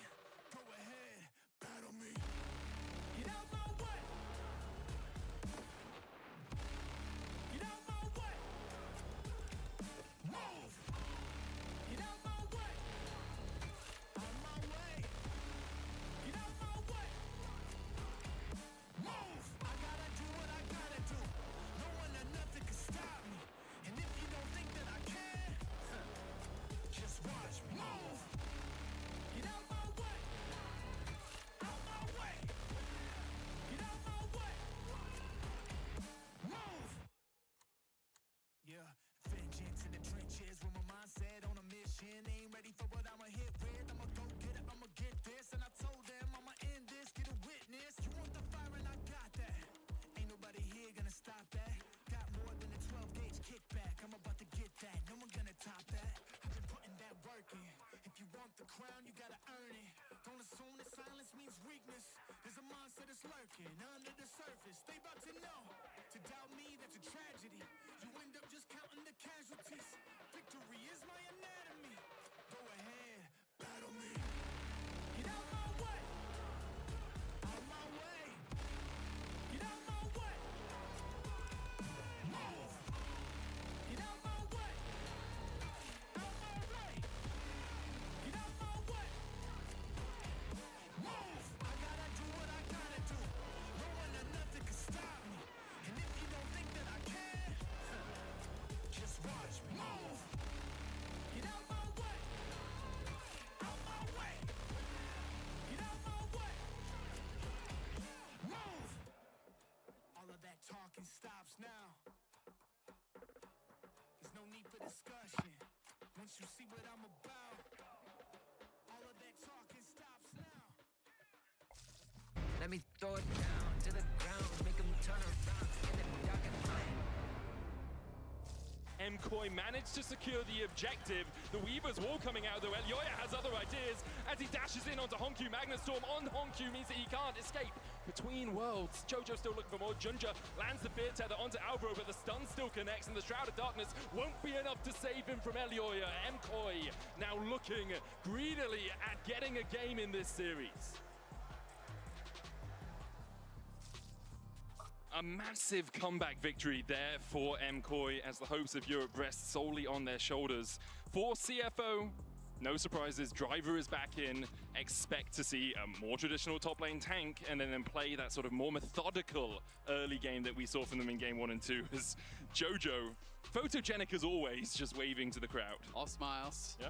Well, we'll see if he can continue Let me to maybe have a edit good this. contribution for them. I do think that he has been kind of getting outperformed by Hongq so far in this series. Definitely hasn't had that big impact that we expect from him.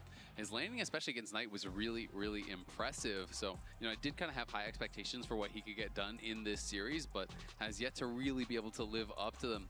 MKOI, though, clearly able to get control in that last game, got a good draft, you know, got some nice counter picks, able to dominate that game. And want to see if they can kind of continue forward from there now that Driver is back and is going to be looking really tough to knock Kevin. down. I mean, he has been playing, I think, what's up? so far in this New series emote. throughout the whole tournament. Entirely true there, as they're getting out maybe in the 1v1s, but also his team fighting, his presence, his positioning has been wonderful to watch. CFO now on the blue side. They're going to ban out No one can read that. Removed It's too small. MKOI.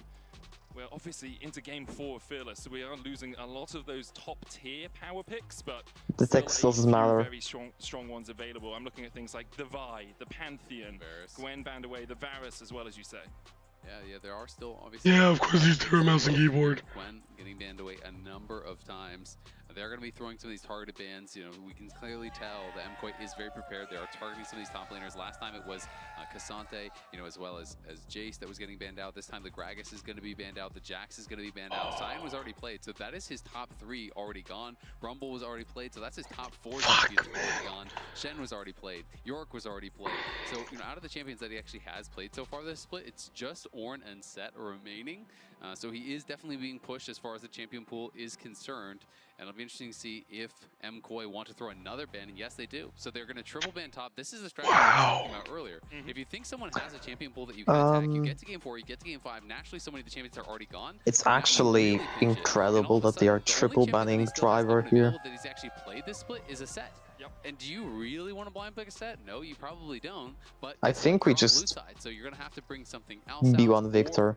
You are going to Oh, let's go, Pantheon. Because you have focused on the top lane in all of these bans, you leave the Pantheon open, and we've seen just how strong this pick can be, especially teamed up with someone like an Ari if you want that. Oh wait, Vi was open. Coming out from MKOI, they're going to lock in the Kalista, yet to win here at MSI. Yeah, I'm really not a fan of Kalista. I don't think that Kalista. It's a bad pick by any means, but people have really kind of developed this strategy of basically just playing, okay, someone goes Kalista, we're going to pick Poke, and we're going to outrange you. And the 2v2 all of a sudden becomes very, very difficult. Kalista has gotten a number of nerfs over the last couple patches, which have really brought down her power as far as some of the damage, even some of the HP, her tankiness and stuff, and survivability. So it's harder to force the all-ins, which really was the way that she kind of came back in some of these matchups. Where you are What outranged. do we So to me, pick champions like against Ashe this? become really, really high priority. I think that Nico becomes We really high banned priority because these Varus. are the kind of Yeah, picks that Victor really is make Kalista obvious. struggle. And yes, you can still have that team fight impact, Even if but it's kind of it is very scary hard against when this you're getting comp heavily now. outranged. And Victor, I think, fits alongside that. You know, if it were me, I would be thinking towards, you know, Nico or even that Ashe. Currently, it's going to be the Cassante locked in here for Driver. Usually, we see rest on this champion for CFO, so obviously Driver MKOI's Cassante. target banning has pushed Driver on to Okay. something. He hasn't played this spring. I'm sure he's comfortable on it, but when we saw Rest play something that usually Driver plays, it was not a pretty experience. Misleveling abilities on the Ornn, building in a questionable fashion. Does that go both ways? I think Driver has been the better of the 2 top laners. The question is, can he pilot this Cassante as the Renata is locked in for Alvaro? We will be finding that out here in this game, absolutely. I mean, this Yeah, obviously Renata. has not played at this split, but of course, yeah, they have really been heavily investing into the 6-man roster. They swap back and forth constantly. We need They have them range. focused on certain champions, so that is the Ezreal question. is We out. know he can play it in the past, but how many Cassante games have you Jhin played is in out. the last X months? You know, how polished are you on this if this is not usually one of the ones that you are expected to play? Send out some troll. Lucian being banned away, so concerned about the potential of a Lucian Nami or something along those lines. I mean, Nautilus is still available if you're looking for an engaged support here for CFO. Obviously, the Renata Senna seems a little troll. bit with the hostile takeover, with the handshake, with the bailout. Draft is a little bit weird. Very often, Senna will be the second. But it should be okay. It's an Ari taken away by CFO. No real surprises there. Vi Ari is a tale as old as time. Yeah. The pick potential from that combination is just too powerful. Yeah, that is absolutely the classic. You know, with the Senna as well as the Lucian getting banned out, again, I am thinking more about champions like the Ashe. We have seen Doggo play it. He does only have the one pick on it. You know, MF is something that some people also do like into it. That does have a pretty strong early lane. Obviously, you can get mid lane control pretty damn well as well. That is a long way to travel there to come see some CFO. So a lot of supporters in the house. It's been great to see, you know, not just, you know, Flag Is this a good Tristana AD getting support, but we have had fans window? from all over the world here in Vancouver coming out to support their squads, which you love to see. As Orianna is that final pick.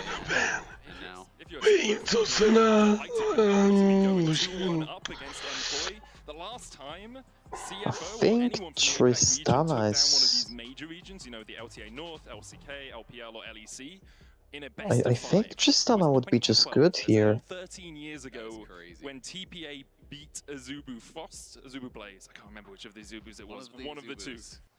But all the way back in that World Championship, a huge time ago, it was Frost. Yeah, it was Frost.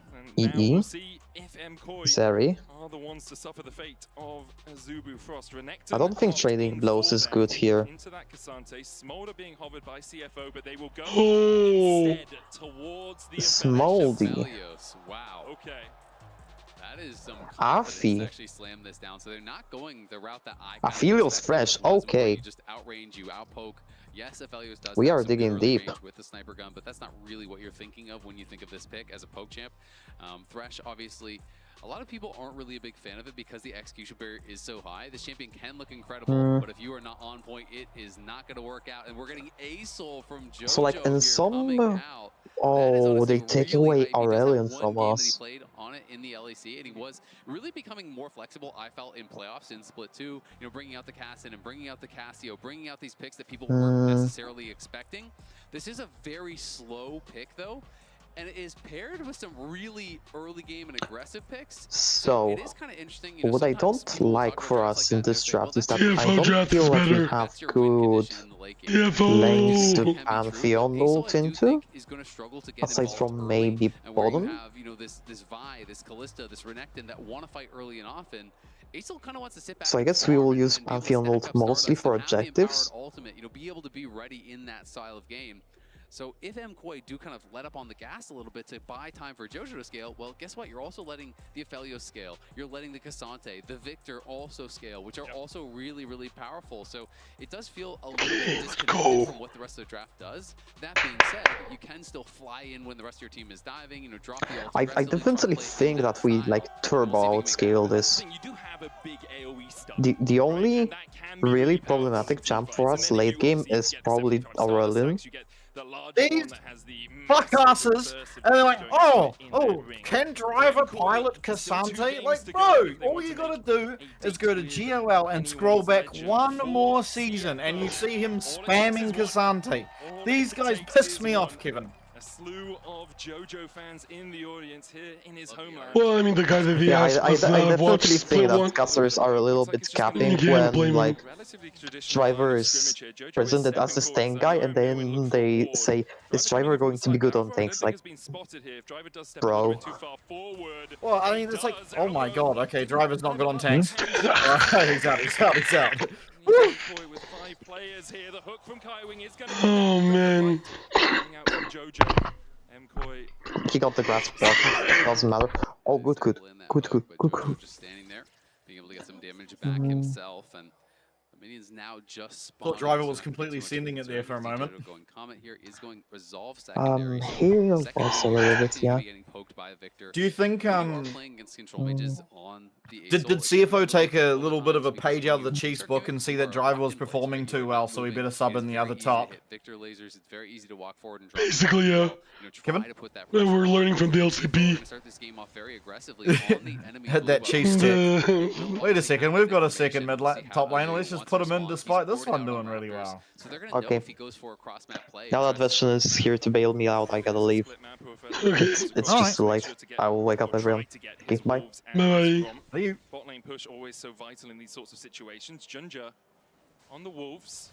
I was watching with my oh my god! What's going on?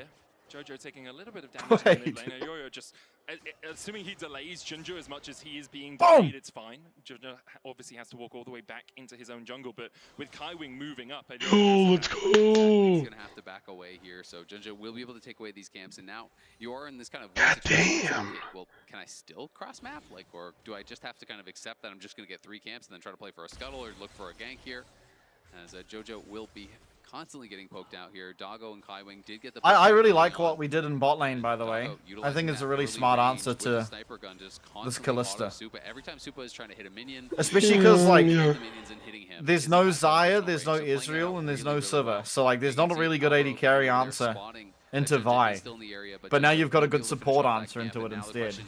You could also go for like a Tahm Kench, which you know is what happened to us last time we went to Vi against T1. Which will be disappointing for the MKOI mid. So Elyoya is going to go try to get in this cross map here. And now the question becomes, you know, does Junja actually try to defend his top side? Yeah, I mean, we could have gone Jinx too. Kevin, I spent an entire the entire year so far talking about this Aurelia into Yorick. But it looks like the camp is going to be dead before he gets there. Did you see last game? Be able to secure this it was so fucked. Junja decides to back away. He's not going to contest around the Gromp. Especially Honkyu has that teleport and would be able to get back on the map pretty quickly. Was it that fucked? Seeing if Junja goes in here for the Scuttle Crab. Well, the Aurelia into Yorick. Towards the bot lane because his bot side is still oh yeah. Exchange of It's really hard. About 2 camps up over. Yeah, it's really OP. But not honestly that big of a deal for Elyoya. Yes, you lost some of those early camps. Hello. Scuttle, you stole one away. Yeah, g'day, mate. How you going? See, you know, his wolves and whatnot I figured I'd join you guys. A little bit hype. Oh, you We're gonna missed win me. this time. We're gonna. I did miss you. Thank you. Yeah, really nice play there from We're gonna win this one, okay? Yes. I actually believe that. I do. We're gonna win. This game is really scary for Aphelios if Kaiwing trolls, but Kaiwing's good at Thresh, so we should be fine. The one thing I had a question on is who the ADC. I don't really know that character very well, so I need somebody to explain that one to me. Okay, there is not enough time left in this series to explain that champion. He has. Tell me the basics. Come on, Vestion. No. Okay, no. This champ doesn't have basic. Okay, he has 5 guns. Each gun combos with each other in a different way and does different things. And they rotate out through bullets, and your abilities use extra bullets. But like, this guy needs like an entire thesis done on him to explain what he does. So the question I have is this a champion that he's good at? I think yeah. I mean, I hope so. Yeah, he's good at it. Have you seen him play it before? No, not recently. I watched scrims. Yeah, Kevin would know more. It's been enough scrims. He hasn't played it recently because it's been bad recently. I mean, speaking of being ahead, Doggo has almost twice Super CS. You know, your voice actually sounds worse in a call. Worse. Yeah, it's good, eh? Oh, poor Kevin. Because I lowered No, Kevin's not the one that's poor. That's me. You're thinking of the wrong person. Yeah, because Vestion has to listen to this. I can't even understand Kevin. He's speaking Japanese right now. I haven't been able to understand him the whole time. Oh, hi. Go Dragon! Been very difficult here for Supa and Alvaro. We'll have to see, you know, when you hit 6, sometimes you can find nice. all in that good job. turns things around. Okay. Yeah, we're winning hard. We are shitting on bot lane, by the way. Going pretty well for CFO. We are. You know, pretty much dead even. Dude, look at this beta Kagamaru playing Renekton. Mirwin is going back to yeah, legit. Dorn shield, pussy. Like going the correct item is just so pussy. You know what I mean? Dude, this guy has like 10,000 counter picks. Played one. What was going on?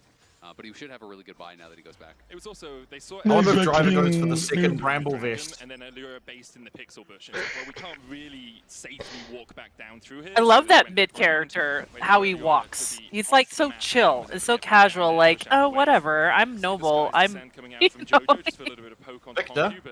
yeah, he's just so chill and how he doesn't run, he just walks like a nobleman, you know.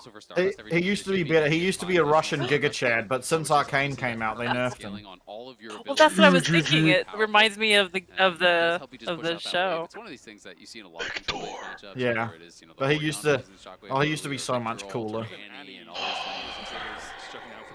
control. Alioya looking for mid here, yet to hit that level 6. Oh my god, I can't wait for my Victor to heavy upgrade.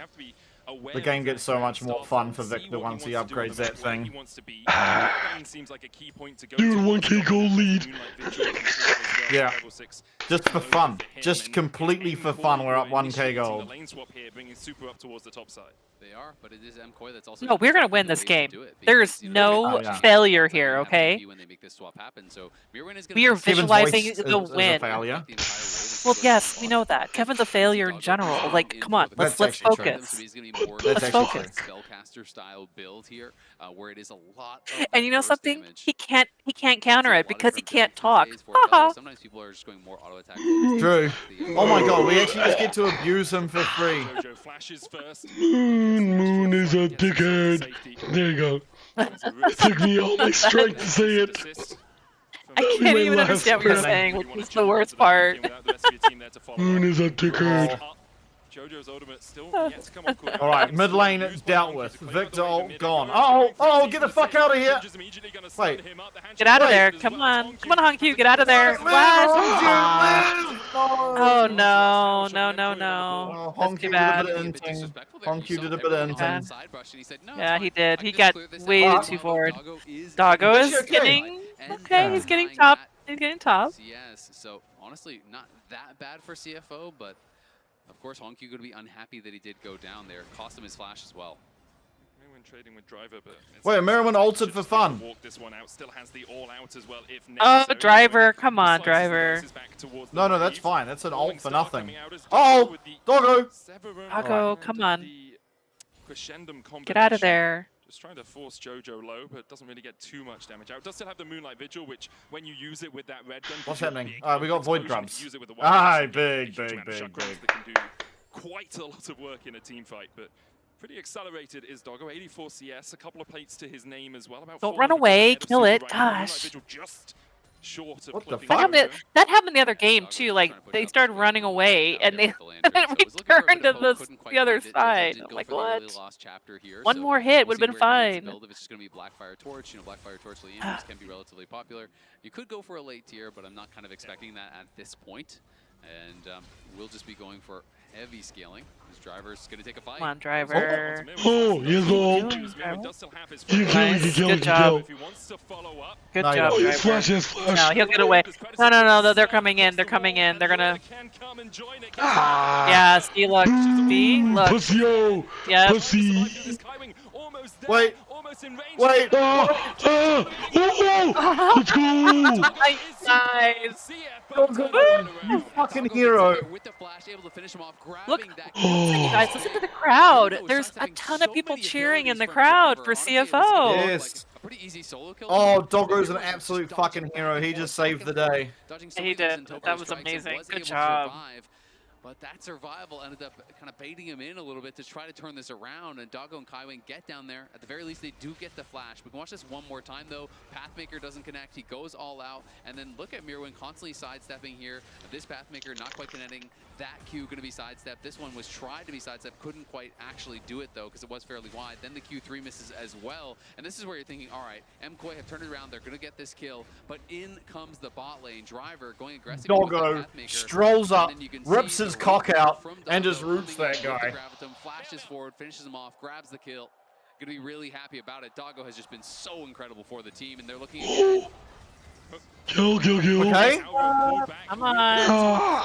Oh, get out of there. Get out of there, boys. Too bad. That was too bad.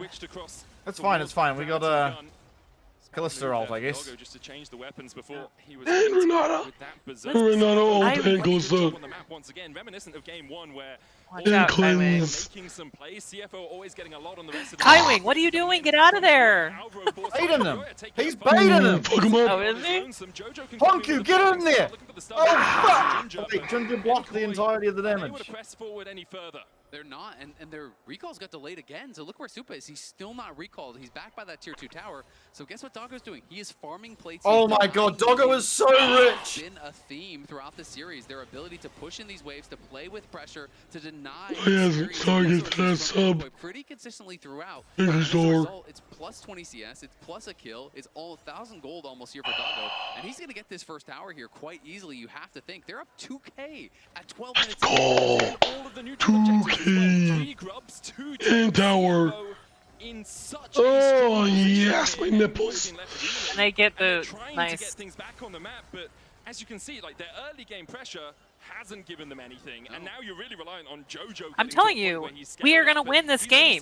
Let's go, CFO. Right now, you need that number to be well up above 200 before you're really doing a lot of work on the ASOL. Yeah, absolutely. Yeah, let's go. CFO is gonna win this game, you guys.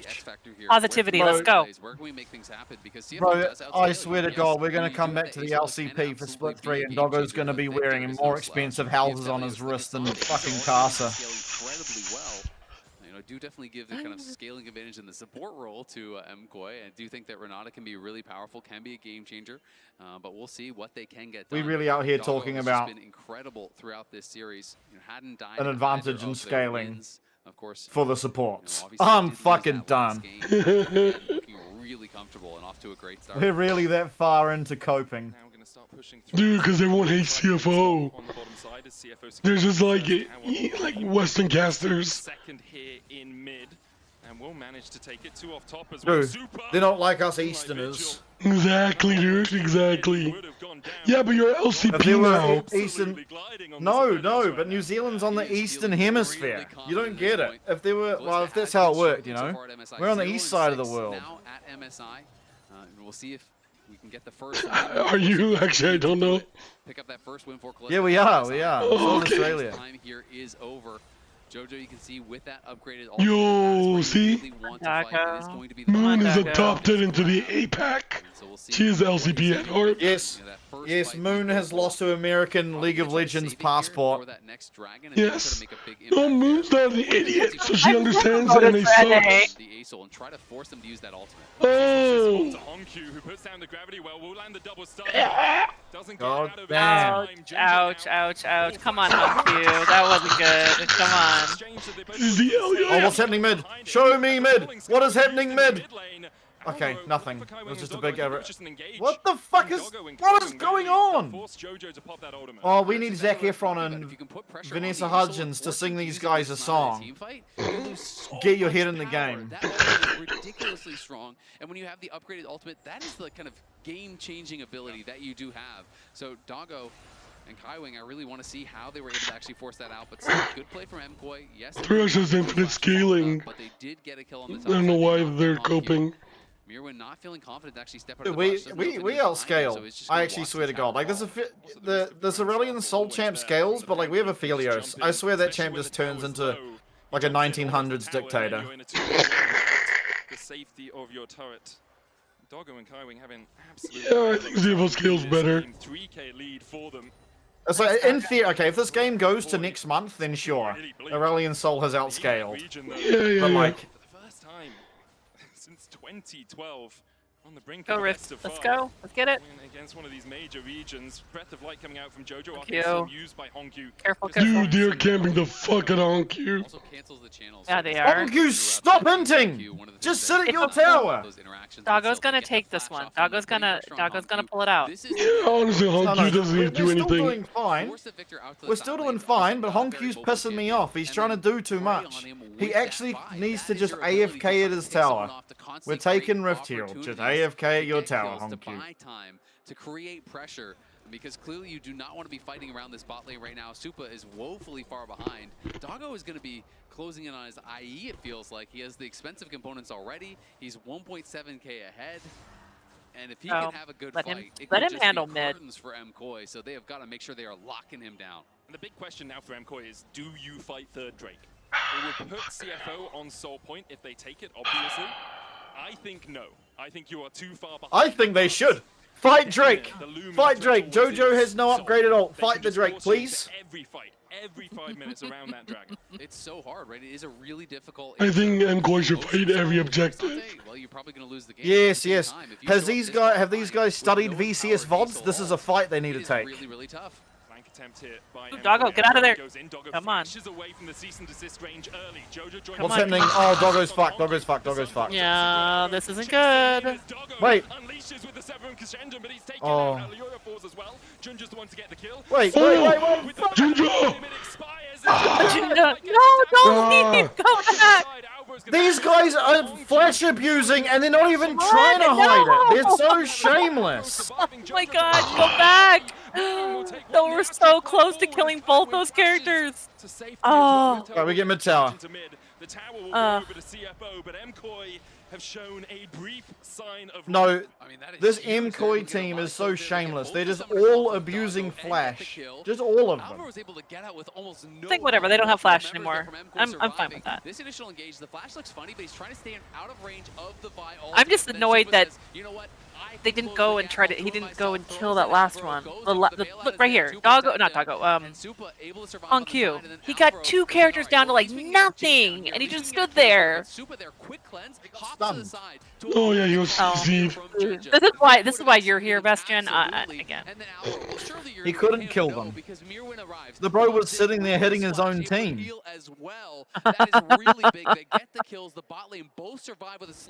Just bro was punching Kaiwing's fucking head in his Victor. Alright, we're getting Dragon. It's fine. Honestly, it doesn't matter. We're still up goal by like 8. Dude, you're taking it every tower. Doggo's actually quickly getting into the fucking 30 under 30s club, and we're just getting Dragon as well. Let's go, Driver. Oh, Driver!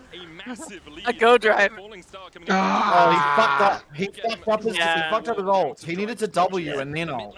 Yeah. This guy needs to watch my VODs. This guy needs to watch my VODs. Oh, please don't watch his VODs. Please, Driver. This guy to play. Yeah, just the pressure on the map has been relentless. Every time they get ahead, they really are playing the map well, moving around, pressuring these towers. I solo killed Bio Panther. I don't think Driver did. You know, Driver even being able to get up towards that top lane and defend the tier 1. Use the all-out a bit early, though. You definitely wanted to save that interrupt for the Astral Flight to try to interrupt that. I think his thought process was, you know, I could immune the stun from the ulti with my all-out and then maybe get him with a Q3 to try to interrupt there. But Jojo does get away and is critically close to that 200 Oh my god, we are so far ahead. We are so far ahead. Who do we verse if we win this, Kevin? And does have a second item now. So EL. Oh, fucking free. No, really? Gonna need him to step up. That's not good. So free. So free. Things around, right this ship Man, that somewhat. sucks. Oh well. That doesn't matter. We're gonna win, and that's what we're gonna care about. And no matter what happens in the next series, they're gonna learn a shit ton. Shut your mouth, Moonspun. We're gonna win the next series. I know. No matter what, they're going to win. They're going to do well, and yes, win and I'm win talking and about- they can win. Yeah, can. Sure. They're going to. That's right. You're right. We're going to win. We're back in Miracle Run starts now. Even though he is slightly behind. Also, Chief Vestion, yeah, they can't do any worse. Chief sucks. Isn't going to go straight towards the Zhonyas. He will. Usually you build it up. That's true. You can put in Best, you can put in Moonspun. She can do Look, I'm just as not, bad. I solo killed Bio Panther once. He solo killed me like 14 times. But we just ignore those because he's a pro player and I'm not. So what you're saying is we're hoping that we win a game by chance? What are you talking about? Like using the comparison of you winning versus 14 times and you winning 1 time against Bio Panther. That mean that you're worried? No, I was responding to chat. Oh, okay. The hell? What is going on? Jojo Pyon has big ult. Oh, Hong They're throwing at Otacon. What else is new? Yes. Fucking LCP teams in Otacon. Kevin, I'm gonna find you and kill you if we lose this Otacon flip.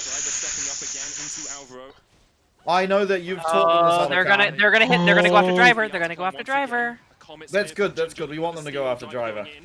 No, I mean they want to take Driver out, obviously. Yeah. They're getting so low. They're getting so low. Yes. Uh-oh. Look at the flank coming from below. My Aphelios guns are not ideal. My Aphelios guns are less than ideal. No, Driver, get out. Honkyu's out of there. Doggo's fucking sitting back, watching. Junja's in that bitch! Oh my god, no, come on. Bro, make some room. Let Doggo walk up. Let Doggo. What the fuck is Honku doing? He's winning the game! Ah! Oh! Driver! Doggo! Go double kill.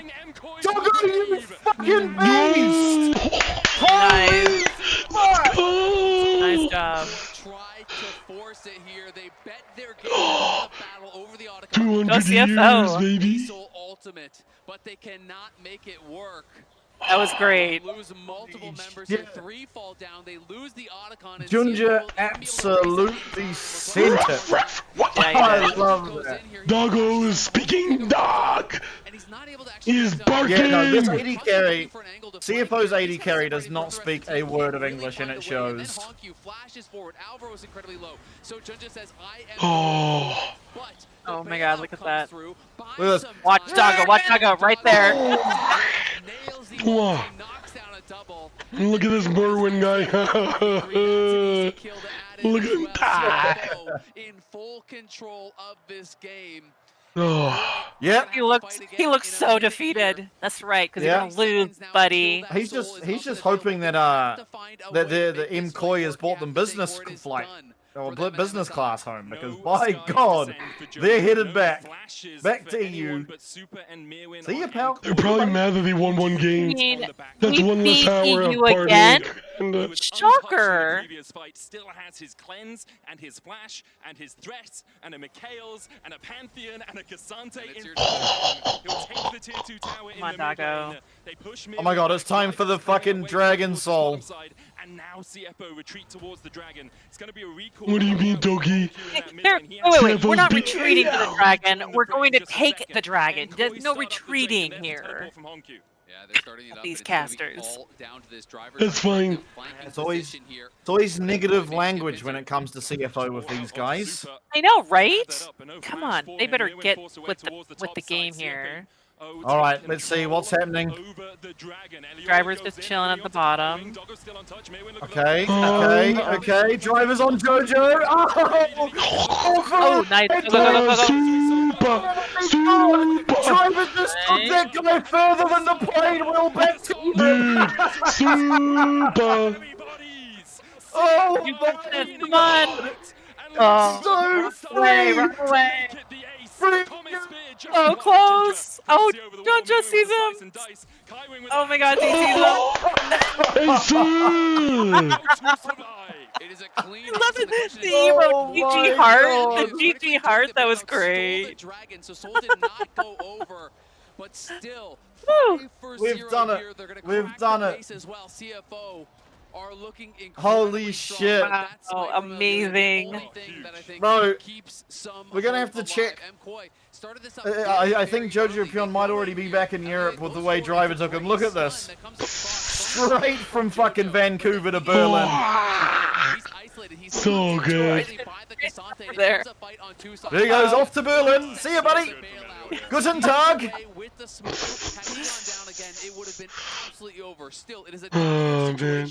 And then they don't even get about. They really want to get that 5th kill.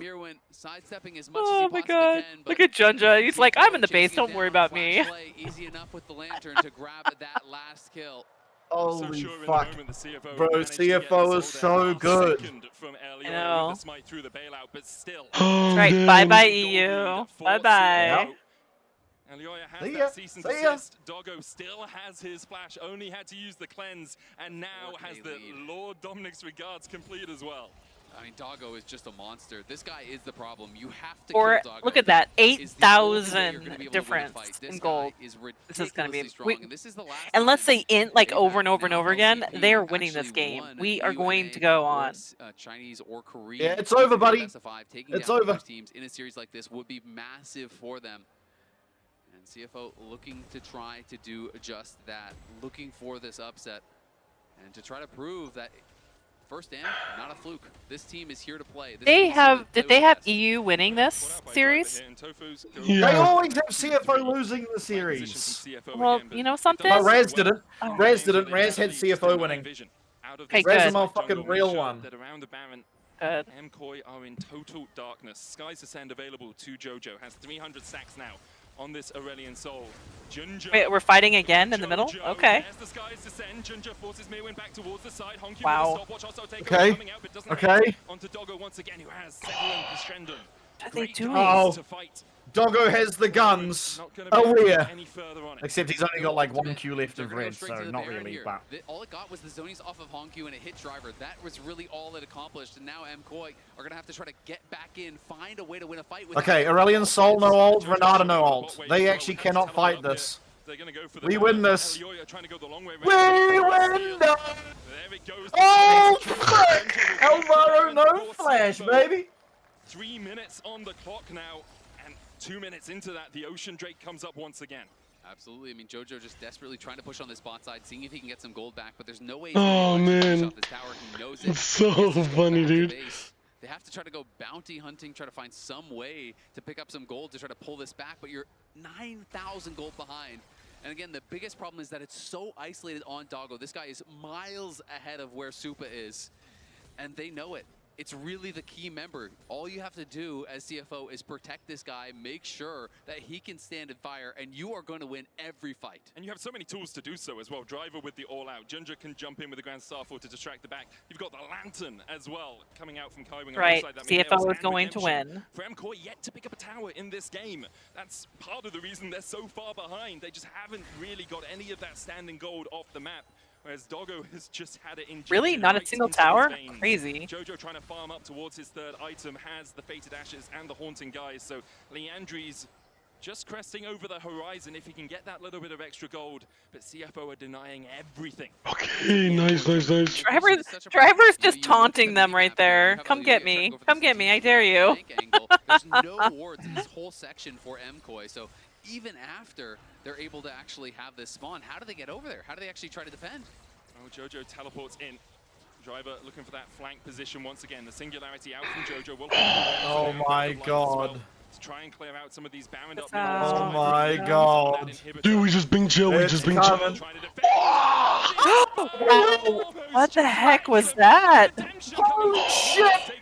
Doggo just dropped a fucking nuke on them! Holy shit! Wow, that was a hydrogen bomb! Jesus fucking Christ! That was like 300 years.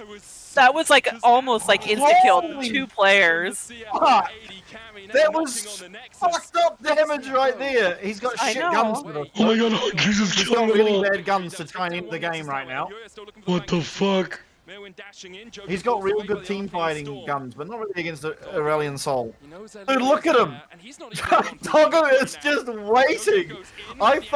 This is something I like about Doggo, is like he knows sometimes he just needs to do nothing. Like sometimes his entire job is do nothing. Yeah, they're Look at losing it, he's base. actually winning the game by doing nothing. Except the fucking Driver's entered. Driver, you bastard! We're still fine, we're still fine. Really nicely done there by MKOI. There goes your soul. Oh, why would you go down there? Oh, right.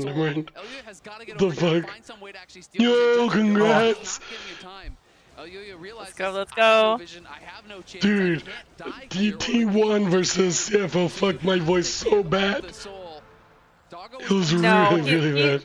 He's still recovering from his cold. It's so bad, his voice. I think I'm gonna skip the next series. I think I really should. I can't talk. It's actually just so bad. Bro, you need to go rest. You actually need to rest. There are more CFO series and you need to be fixed by then. I'm not gonna stream the next series. Yeah, it doesn't matter anyway. The next series, who cares? I'm just gonna watch in silence. Just lose to CFO later. I mean, there's not even any Nexus towers, right? You know, you could just walk in and finish the game if they feel like it, but at the same time, We have purple, we have flash. There's no point. Flashing and killing Vibe doesn't win you the game. No. Never. Bro, if we are flashing aggressively on Aphelios, other than to end the game now, we're ending. Yeah. You do not use Aphelios flash. Dude, there's no reason, Meander. That's stupid. Don't jinx my fucking team. Just let him chill. As long as Doggo has flash, we're like in a good position. This is a game, literally all Doggo needs to do now is nothing, and we will eventually win. But if he dies, it's scary. Crash that forward. Yeah, it's as much as they go shoot. From a potential match here with AL, looking to try to close this one out. Where's Doggo? Oh, there he is. Right in the middle. Oh! EU Renata on! Oh, this... Wow. Oh, fuck! Oh, yes, Flash! Yes, nice, Flash! nice, nice. It's over!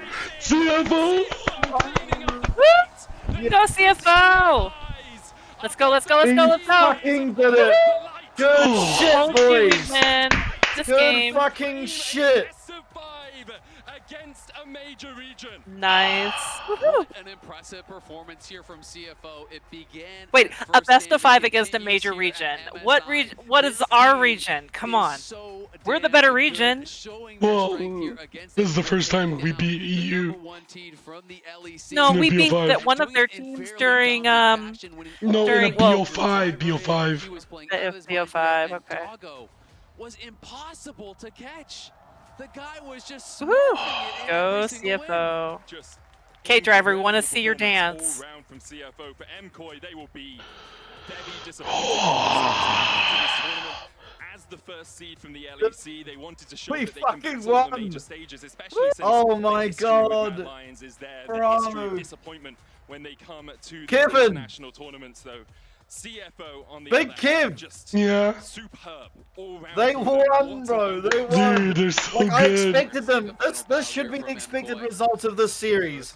But fuck it, just seeing it actually happen is so good. I mean, like I'm thinking back, like even last year when Talon were against what is it, BDS? No, the year before, sorry, 2013. It's like that should have been a series we won and we didn't. But finally, we fucking did it, bro. The region actually won. They didn't choke on the international, and Driver's getting interviewed. Oh my god. Dude, I mean, dude, the CFO almost beat T1. We beat MKOI and we're gonna beat AL. It's gonna be amazing, dude. Yes. Oh man. Oh my fucking god. With AL as well. Anyone's legend, like, talk about a step up in terms of caliber of opposition. We fucking did it, man. Yeah, AL aren't TS internationally, This is... it seems, but great performance all round. You know what you need, Kevin? You need a whiteboard. That way you can just write it out, hold it up. A long flight back to Europe. And FlyQuest obviously going to play up against the winner of the loser, sorry, of T1 BLG later on today. I will say, BLG have never lost to T1 at an MSI. They played 3 times, and T1... And now they're going to lose because you said that. Well, that's fine. If I have that sort of caster curse, why am I not using it on European teams? You know? Well, that's a good question. Maybe you should answer that. MKOI, though, this was, of course, their final stand. This is always going to be an almost impossible fight to win against Seoul, against that big of a Dude, they're so good, man. Look at that. Shit. Much better than that. The Ace alt So lands, the Vi alt lands, the Renekton is there. But it's just so hard, and it's not like this point in the game the other members are weak, right? I can't wait for them to play AL tomorrow. That is going to be so beautiful. No, tomorrow's off. Oh, it's tomorrow off? What day is it then? It's going to be, what, Monday? Yes. You couldn't do anyway because cleanse and flash. It would have been very difficult. Wait, let me look quick. Pacific time. Have Driver and Honku on stage for the Horizon post-game. Where does it say? Oh, Wednesday, the 9th. Wednesday? Wow, okay. Will advance to the next round again. Anyone's legend, and I have Honku and Driver. That Kitty. The winner in Is Kitty translating? The fuck? Congratulations to both of you. First question is for you, Driver. The hell? You said in an interview with LCS Profile that you really did not want to play against Mirvan. How did you prep against a player that has such Dude, we broke the BO5 curse. Who's Kitty? Is that somebody we should know? She's like a streamer. She used to... She's from Oceania. Yeah, she's from Oceania. Awesome. Dude, my voice is gone. I'm done after this series. I need a break. CFO has more games. CFO has more games. I'm gonna just have my cock out watching BLG shit on T1. Let me listen to the interview. Sorry. 会比较难为团 It's Driver 做出贡献嘛。反观我的角色池呢，就是你想要选就能直接选，所以他们必须得背。我觉得这是我跟他的差别吧，角色池的差别。The biggest difference between me and Merwin today is that his champion pool is very unique. However, it only has one-dimensional gameplay. Meanwhile, for me, I feel like my champion pool is incredibly versatile. Oh, that's quite the insult. Ouch. Amazing to have those insights. Hongkyu, I want to ask about Twisted Fate. It doesn't Wow, work that at was all so far. you don't at usually MSI. do that. Is it a bait champion Bro, or that's so based. did no one find a way to play it actually? 下个问题想问 HongQ， 现在卡牌目前在 MSI 的比线还没有获胜过，所以你觉得这个英雄是陷阱呢，还是关于 BP 问题？我觉得这英雄应该不是陷阱吧，我觉得应该是团队需不需要卡牌的英雄。然后我觉得这 ID 也很看选手的 ID， 这英雄。 I don't think TF is a bait pick. It really determines on the ban pick phase and if the composition requires a TF. And I also think the ID does play into this. Driver, next question for you. We saw that, and you said that you were taking inspiration from Baus when it comes to playing Sion. Is there anything from his gameplay that you've implemented in yours? 那么大家也知道 ，Driver 选手是 The Boss FFS 的粉丝，想问一下，你有没有从他的游戏或者主播直播中有没有拿出任何灵感来今天打比赛给大家显示出来呢？我觉得他的玩法带给我很多启发吧，就是正确的送投资好赢游戏的方式，就是打比赛也是一样的，你只要送得好就会赢游戏啊。Boss 就是属于那种。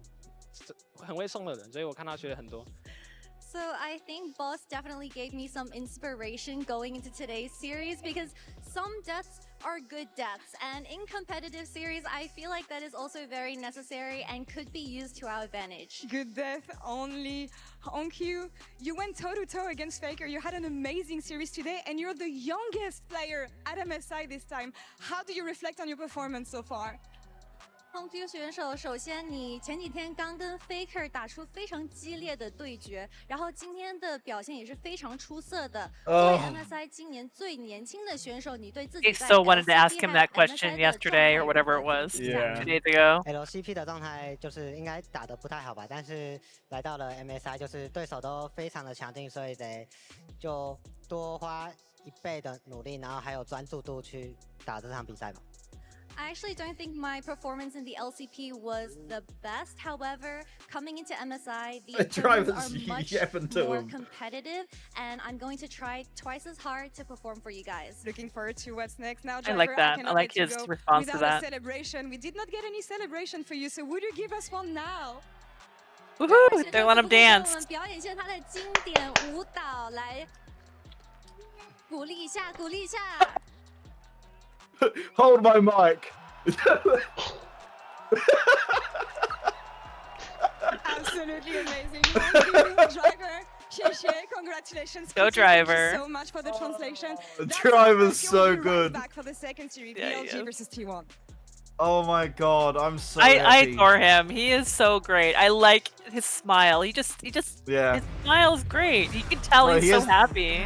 He has the most powerful smile I've ever seen. Yeah. It is just overwhelming joy.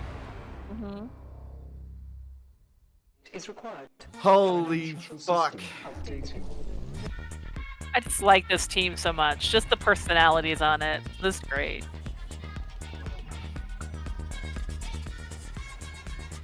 Oh my god.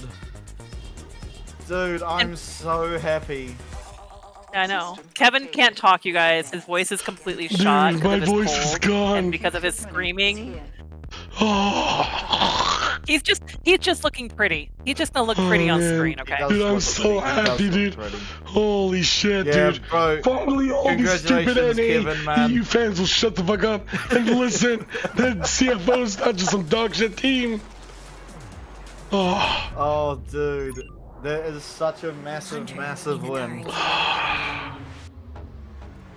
But there's no way to not just be overwhelmed with joy.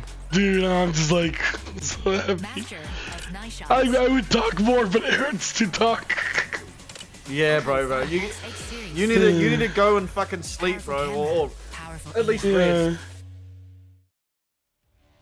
We've got another CFO series coming up, buddy. I need you in tip-top shape. Okay, I'm gonna end stream, but guys, I'm gonna try to rest and hope that my next CFO series, my voice gets better. I mean, I have today and tomorrow to heal, so.